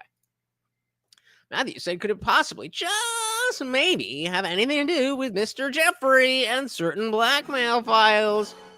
At this point, anything is possible. Major issues that are dividing his coalition. And this is J.D. Vance winning in a few years is not a given. You know, like the Democrats are going to come back and offer someone. And if we want to have a chance to keep progress going and to get our country in a better place, what we have to do is reject empire and return to being a republic that we were supposed to be. Absolutely. Shout out to Dylan Soup coming in the last minute. Welcome, welcome, welcome to the party. I think we might be ending, or we might go over my debate with Andrew Wilson if we get one donation. The United States of America was never supposed to be an empire. We were supposed to be a republic, a constitutional republic, a city on a hill that the world could learn from our example because we do liberty so much better than anybody else does. And we've gotten so far away from that over the years. And like I mentioned at the beginning, look, this is the big point. We're going broke. We can't afford to do this anymore. We've been broke. It shouldn't even be a question of whether we should be giving Israel money or whether we should be giving Ukraine money, as Donald Trump's also decided to do this year. We don't have it. This is like me taking out money on a credit card to lend to my friends so I can act like I'm the big shot who's lending them money. We are destroying our own young people. You, not me. I'm not a young person. I'm fine. I'm in my 40s and I make good money. Your whole generation is getting screwed over by this because we have to devalue our currency in order to keep up with the demands for this spending that we cannot afford. And so the answer is that we need to pull back. We need to focus on America. That's what America First is supposed to be about. No fucking yes. America First is supposed to be about America First. Crazy idea, right? So no, it's not just, well, Donald Trump says we should put Israel above America, and that's America First. I know Ben Shapiro was fucking creaming his pants at that notion. But no, Josh Hammer, that's not what that means. Hey, Andy Film. carrying the fucking stream for y'all, motherfuckers. Thank you so very, very much. No question, no comment, just pure love of the game. Out sponsoring yourself. Thank you so very, very much, sir. So that means we will finish this up and check out that debate. We need to focus on America. That's what America First is supposed to be about. Sound money, fiscal sanity, and true liberty, true free market capitalism, not a government that spends $7 trillion a year and a crazy casino system on Wall Street with these incredibly low interest rates where people are making tens of millions of dollars off just, speculating on nonsense. And this is it's the warfare state that drives it. Look, guys, we have spent $20 trillion since the collapse of the Soviet Union. The war in Iraq and Afghanistan are over, and we're looking at our biggest defense budget ever. And looking into getting into another war. This is the frustration for me with covering Dave, is that he's just so on. There's not a lot for me to add. Hey, shout out to the TV viewers, Ski. Welcome to the party. Very good to see you. We are coming up on the end of this debate, but we are about to cover my part 2 of my debate with Andrew Wilson. Welcome. CT said, amen. We didn't want to fund any of this. We didn't want to bomb Iran. We wanted the Epstein files released. MAGA has been compromised. Bingo. And y'all were talking about a third term. Oh, we need a third term. For fucking how long? How long have I been talking about the fact that MAGA has outgrown Trump? Are you with me now? Is MAGA bigger than Trump? Or are you just here for Daddy's home? Hey, shout out to TV Viewerski. Oh my goodness. A $10 PayPal. Thank you. So very, very much. Oh man. Appreciate that. Thank you. Of course, that makes you the new sponsor of the stream. Any film helped us keep it going. If without any film, we wouldn't have been here long enough for TV Viewerski. So now, instead of just covering my segment, we're going to cover the whole thing. Thank you so very, very much. And shout out to you, our new sponsor of the stream. Are over, and we're looking at our biggest defense budget ever. This is madness, and it will be the death of our country. No Islamist is going to take down our country, but drowning in debt and empire will. That's how great nations fall. And the young Republicans need to reject that. A republic, not an empire, like the great Pat Buchanan said. I want to just summarize. This was time well spent. Both Dave and Josh agree on some plan to wind down U.S.-Israel aid. That was an agreement, correct? The timeline you could debate about. Number 2.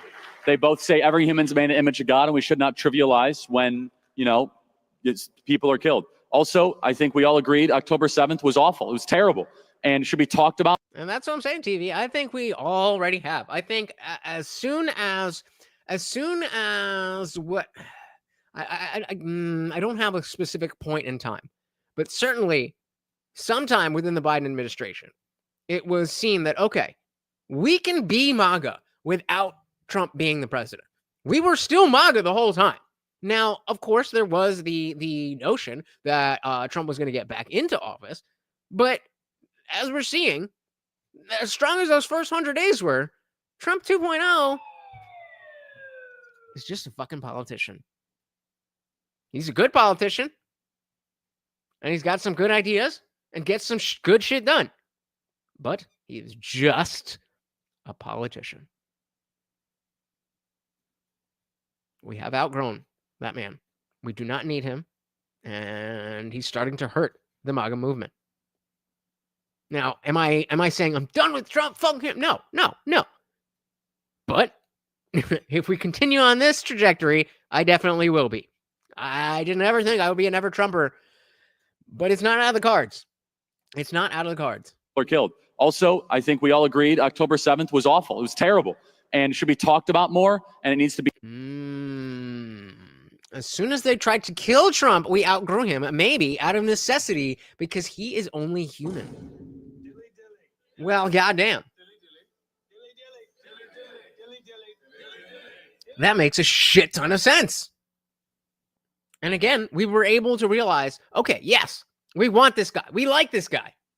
He's doing some great stuff that we've never seen before. But that was the last time I was talking about this, I brought up that the 4-minute mile, running a 4-minute mile. There were physics experts, anthropological, biological experts that said a human cannot run a mile in less than 4 minutes. And then one did. And just by that being introduced into human understanding, people now, oh, we can do this. We can do this. And guess what? They started doing it. So we can be MAGA without Trump. We showed that when he wasn't our president. Now we know that. Now he's back in and he's making shitty decisions. We don't need him. I would like to be able to come back from this. And I haven't moved the hat yet. I've thought about it. I haven't moved the hat yet. But I will. Happily. I think we all agreed October 7th was awful. It was terrible and should be talked about more, and it needs to be emphasized. We also Vance is not, I promise you, JD Vance has absolutely no chance. I don't think that he will even be in the top 3 or 5. I think he is too close to Trump, and I think that there's too much baggage with Trump that people are going to just say he's the next Trump in a bad way, where I think there are other people that that can, show that they are MAGA more than Trump, and also not going to create TDS. I just think with again, this is based on the trajectory that we're going on. If this shit continues, I was just thinking, did I tweet it? I was just thinking the other day about how angry JD Vance has to be about this Epstein stuff. This could be the reason why he is not top 3. Rand Paul, I mean, I would love that, but I don't see it. And Massey, that could go either way. I would definitely vote for Massey, but we will see. Yep. Exactly. All right, let's finish this up. I got some Twitter stuff to show you, and then the debate. October 7th was awful. It was terrible and should be talked about more, and it needs to be emphasized. We also agree this Jew hate stuff has no place in public discourse, period. End of story. And I don't like it. It's disgusting, and we need to call it out when we see it. And he was at this event as well. And finally, I think the 5th is that I hope we demonstrated, and both our participants got a little lively at times, that this, which means it's a good debate. This is a debate worth having, that it's better to have this out in the open than silence people and censor them and call them names. And like the woke do. Instead, this is how we solve our problems. Give it up for Josh and Dave one last time, everybody. Thank you. Thank you, guys. Thank you, Charlie. All right. Well done. So let's move on to this is a side quest before we hit the Andrew Wilson debate. Oh look, the Indian Jesus says thanks for watching the stream from Past Lunch. I don't even fully remember what this is. And shout out to Alex O'Connor. I finally did get I finally did get a response after emailing, but his assistant said they're not interested. So we're gonna try again, but no Alex O'Connor anytime soon. But if you're not familiar, very prominent atheist, part of Atheist for Liberty, which is based as fuck, even though it's not only MAGA. He is more on that side. And let's just see what we got here. This ethical question is very difficult for believers to answer, and we recently saw it stump Cliff Kineckley when he was talking with Alex O'Connor. If you're not familiar, Cliff Cliff. I forget his last name, but this guy here, he's a pretty popular apologetics guy. And Cliff's answer to this was called the most public embarrassment that they've seen in a debate for a long time, and he's receiving a lot of public backlash over it. The question goes like this. You are a believing Christian today, but tomorrow you wake up and you find yourself in ancient Canaan. And you're a Canaanite, you have a wife, you have children, you have a family, and you know, because you know Deuteronomy 20, that the Israelites are going to come and they're about to wipe you out under God's command. Not just you, but the women and children as well. The question is, do you fight against Israel? The reason this is so difficult is when believing Christians... So I don't think this is necessarily difficult for this crowd, but if we look at the super pro-Israel people, many of them being Christian, if we say you're the Canaanites, what does that do? The question is, do you fight against Israel? The reason this is so difficult is when believing Christians read the scriptures, they read themselves as the Israelites, the chosen people, the ones enacting divine violence, the ones enacting divine justice even. They see themselves as the main character. And this question forces you to answer and it forces you to have some empathy. What if you were on the other side of it? And it's really difficult to answer because either you have to say, I'm just going to, sit there in the corner while someone slaughters my children, or you have to say, I'm going to fight against what God would want. And that's very difficult for a believer to have to wrestle with. And when Cliff wrestled with it, it was just ugly to watch. Eventually, with Alex kind of pushing him, he did finally say that if God is God, he has the authority to take the life that he chooses, and he would essentially let the slaughter happen. But at the beginning, he said... Wait, could you guys hear that? ...that he would fight. So he actually flipped in his answer.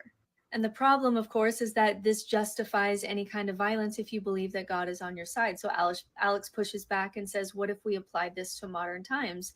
And what if ISIS says that they know that their God commanded to destroy whatever? Should we accept that? And then again, he just really struggled with this question. And usually what happens with apologists is they'll get backed into one of two corners. Either they'll end up defending genocide, which is just icky to even do, but they'll do that in order to preserve biblical inerrancy, or they will admit that sometimes we do things in the name of God and we were wrong, or we misinterpreted what God was wanting us to do. And if you play that move, then you kind of weaken the idea of divine perfection or biblical authority, because then how do we know when someone was really talking to God in the Bible and someone wasn't? And then you just kind of lose it as the moral authority that you want it to be. And in this debate, Cliff ended up in the first camp where he ended up defending genocide. And you just see thousands of comments saying, this is why I left the church, or this was the worst thing I've ever seen, or the lack of empathy here is just so striking. And it really rubbed people the wrong way because he ended up having to defend genocide and admitting to letting his children be slaughtered. That's dogma for you. That is dogma for you. And again, thank you for watching the stream. All right, so that was just a little side quest. I think that is a useful hypothetical to be aware of if you're talking to someone super pro-Israel. All right. Let's finish it off with the 5. So we'll just go with this. And of course, hitting the like button already did. Let's do it. So I'm going to do me first, and then we'll skip to the Sharia law. Forced to uphold him. Why is that a bad thing? To uphold him. I'm not the one who makes the claim Sharia law is bad. That would be atheist, right? I don't appeal to a book. Wait. I just caught that now. Andrew Wilson, is it your position that Sharia law is not bad? That's 1,500 years old. I appeal to logic and reason. You appeal to a document that's 200 years old. I don't. What document? Constitution. I don't appeal to the Constitution. So then you don't think you have a right to speech?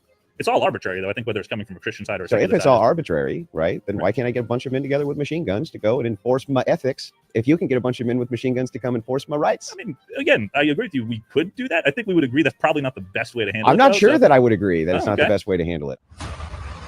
All right, this is part 2 out of 5.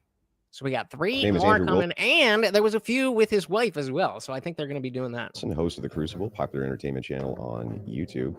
And today I'm going to be debating 5 different people on 5 different topics for 5 minutes. My next topic is rights don't actually exist, only force. Rights don't actually exist, just force. So actually, let's do this. Let's do this. How do I want to do this? So, all right. So, Jake, I'm going to dip out of here so I don't have you on screen real quick. How do I do that? And then we pull this up here. There was this thumbnail right here. He quit debate live. Go home, and it's a picture of me leaving in 30 seconds, and that obviously did not and would not happen. But this did. Hello, sir. Hey, How are you? good. So, can you elaborate on the rights don't exist? They are enforced. Yeah, the idea here is that if a right is an entitlement absent a duty, that force will be employed on behalf of upholding this completely social construct, nonsense doesn't exist thing, right? And you can appeal to this social construct doesn't exist nonsense thing in order to utilize force. Then I can do the exact same thing, even if you think Christianity is a lie. All right, I got to concede real quick. I'm so sorry. This is way above me. So an atheist did quit in 30 seconds, but it wasn't me. This topic right here. All right, I'm sorry. Thank you. No problem. But he's the guy with the long Hello. hair. All right, so you think we completely agree about the fact that rights don't exist, and it's only force. But I would strong. So you can see I'm a little less tired. I'm a little waking up, but it's still like 10 in the morning. We completely agree about the fact that rights don't exist, and it's only force. But so starting off, this is a bad prompt to present to debate because we agree. So I now, again, using my very short period of time, have to figure out where can I bring this conversation to make it interesting. A strong feeling that the next step in your conclusion and why you're saying this, we would disagree on. So what is the point of that? Okay. You agree with me that a right is a social construct Yes. that doesn't exist in objective reality, that is completely made up nonsense, right? Yeah. Notice how you just answer people's questions. Can you appeal to it and use force? And what do you mean? If somebody is obstructing your right to do X thing, right? Does that give you now something to appeal to in order to have force used to enforce that right? Yeah. Okay, so you made some bullshit up and then said, well, if you cross this threshold for this, we're going to use force against you. So, like Christians do. Like Sharia law. if it is the case, civilization works. Yeah. So if it is the case, hang on. So if it is the case that Christianity is false, who cares? I'm going to appeal to it and use force. What's the problem? I mean, from the perspective of rights, nothing. Yeah. From the perspective of anybody, nothing. You're doing the same. So from the perspective of truth, that you don't have anything to base what you're saying on. No, you're at the same problem, right? This thing that you're appealing to isn't. I'm very open about the fact that I don't know. The thing you're appealing to isn't. You're the one saying you have. Yeah, the thing that you're appealing to isn't true. I agree. So if the thing that you're appealing to isn't true, my appealing to not knowing a thing absolutely is true. I don't know whether or not there's a God. You are appealing to God's nature, and I don't think that is true. You're the one saying you have. Yeah, the thing that you're appealing to isn't true. Projection. I mean, come on. What are we doing? Yeah. Same. I agree. So if that is the thing case, that you're appealing to isn't true. Yeah. So right? So if that is the case, then like I said, it really is just reducing to force. The arbitrary thing that we just made up, I get to use force. So why are we sitting here discussing instead of fighting? Because right now the ability to use force is on your side. How so? Because the rights that you would appeal to are enforced via the law of the land, and so the force doctrine right now, the appeal's on your side. So a system in which we. So I don't even obviously I'm in the moment, so I can't break down everything that he's saying there, and I only have the 5 minutes. But I don't even think that is true. That if you want to talk about rights that people have, there's some instances where liberal rights that he thinks that I hold that I do not are enshrined into law and stuff. But there's absolutely aspects of Christianity that bleed into law. Are enforced via the law of the land, and so the force doctrine right now, the appeal's on your side. So the system with. So what he's meaning is that so force doctrine right now appeals to the leftist side. Again, Andrew, atheists and leftists are two different things. They are mutually exclusive. They may be the same, but they might not. Which we have to work within is dialogue based, right? Yeah. Yeah, but if it was reversed, right, you would be in the same exact. You'd have the same exact problem. We would appeal to this thing you consider to be fictitious. The force is now on our side. We could just, I don't know, say, well, you can't talk at all because we got all the force. You could, but, Yeah. I don't see where that gets us. Yeah, you could. If yeah, like what is the point? What are you? Yeah, strong people get to decide, and then you have the might. Then you could do whatever you want. Because there's no way, then- because there's no way in your view for you to say that that's in any way, shape, or form problematic. Because it's the same thing Right. That's why I sat down and agreed with you. you're doing. Right. Yeah. Yeah, So if Christians take over, right, take over the entire country, utilize force doctrine, and then say you can never you mean like talk the again. Islamists will. Yeah, and say you can never And talk treat you again. as part of the If they secular world. did, I'm saying if they did, right, and say you can never speak again on this topic, you He didn't like that. He didn't like me bringing up Sharia law. can't actually tell me why that's in any way wrong. Because it's the Not- same thing you do. Right, but we have these social constructs, and then we adhere to them. So we can have the conversation that it would be wrong for us to punch each other here because we are here for a debate where we have established that we want to talk about things. Well, Yeah, so? exactly. So what? So I'm saying that's if how you're civilization works. appealing If to you just like if you are going to present these prompts, then you have to have something that is going to foster a discussion. This is not that. 2 out of 2, you fail. Decided that you actually didn't want to do that, and you did want to punch me. There's nothing I could do to stop you. So I'm no, there is. You can use force. I mean, I'm a little dude. But the point is like you can use force, whether you're a little Right, dude but or a I'm- big. Okay, but my point was I can't stop you. I can try to use force, but I can't stop you.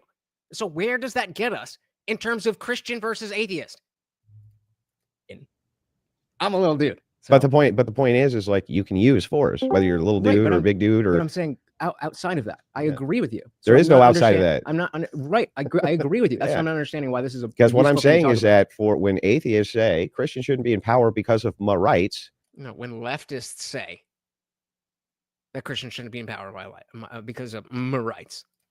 Understanding why this is a. because what I'm useful thing to saying talk is that for when atheists say Christians shouldn't be in power because of my rights, what they're Yeah. really saying is Christians shouldn't be in power because we will use force for this arbitrary made up bullshit that we like, Yeah. and we don't want them to do anything about it. So like Christians do. if Right. it And leftists. that is the case, then I would say, as a MAGA atheist, I am the least guilty of engaging in this type of shit. in the reverse, we can appeal to the same thing. Right. And so that's exactly the same thing that you're appealing to with the rest of the Western secular world when it comes to Sharia law. That, well, we have these things that we believe and we like, and we don't want you to come and use force. Yeah, to but you stop can't tell them why that's bad because you're doing the same thing. I can tell them that's bad because I don't want harm. You are the one that can't appeal to your objective morality to say why it's wrong. So we agree that neither of us can say I have an objective standard as to why that is wrong. But only you are claiming to have that objective standard. Again, I agree with you. In fact, what I'm saying is that you're practicing your own form of Sharia law. It's your own form of Sharia law. As are you. I made up a Meaning bunch of that- values. yeah. I appeal to them, and I'll use why is that force to bad? uphold them. Why is that a bad to uphold them? I'm not the one who makes the claim Sharia law is bad. That would be So now Andrew's in favor of Sharia law. I simply asked why presenting tenets of what you think should happen and then enforcing that is a bad thing. And he came back, well, I'm not the one that thinks Sharia law is bad. What? Okay, dude. I don't know what that has to do with my question, but weird flex. and I'll use why is that force bad? to uphold them. Why is that a bad thing? To uphold them. I'm not the one who makes the claim Sharia law is. I didn't ask you about claims you made. I asked why it was bad. Mister, can you just answer the question? Can you just answer the question? Hey, Andrew, can you just answer the question, please? Bad. That would be atheist, right? I mean, yeah, but that's specific, not because of the fact that it's force and rights are conceptual, because of what the actual tenets of it are. Right. I don't like Sharia law because of the fact that it is Sharia law, not because of the notion that rights don't exist and there's only force. What do you mean? You disagree? What do you mean? I don't know what you mean. Like, I know that you say you don't like it and that it's because it's bad, but what do you mean? They're conceptual because of what the actual tenets of it are. It's not the concept, it's the tenets. Is that too difficult for you to understand, Andrew? What do you mean? You disagree with Don't you Sharia think law, all the correct? tenets are made up? Yes. Then that you're doesn't doing. mean Then that. it's the same thing. Okay, right. But you are claiming to have an objective standard. Shout out to Adam. Assalamualaikum. Welcome to the party.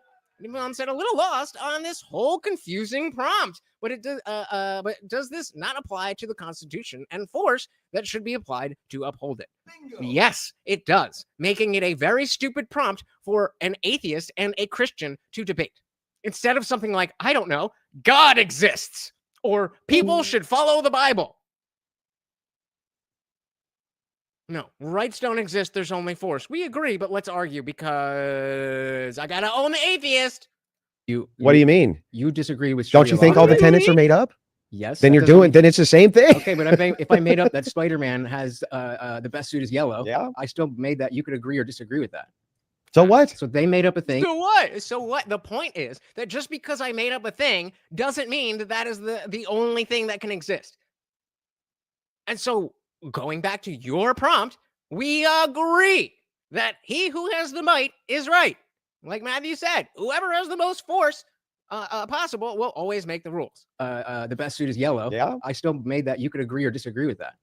So what? So they made up a thing. You made up a thing. I made up a thing, and we could all. So it all reduces to force. Yeah. So you have no leg to stand. As I agreed with in the beginning. Not to tell people who have Sharia law that it's bad. I think we agreed too much on this, man. I don't know why we're fighting.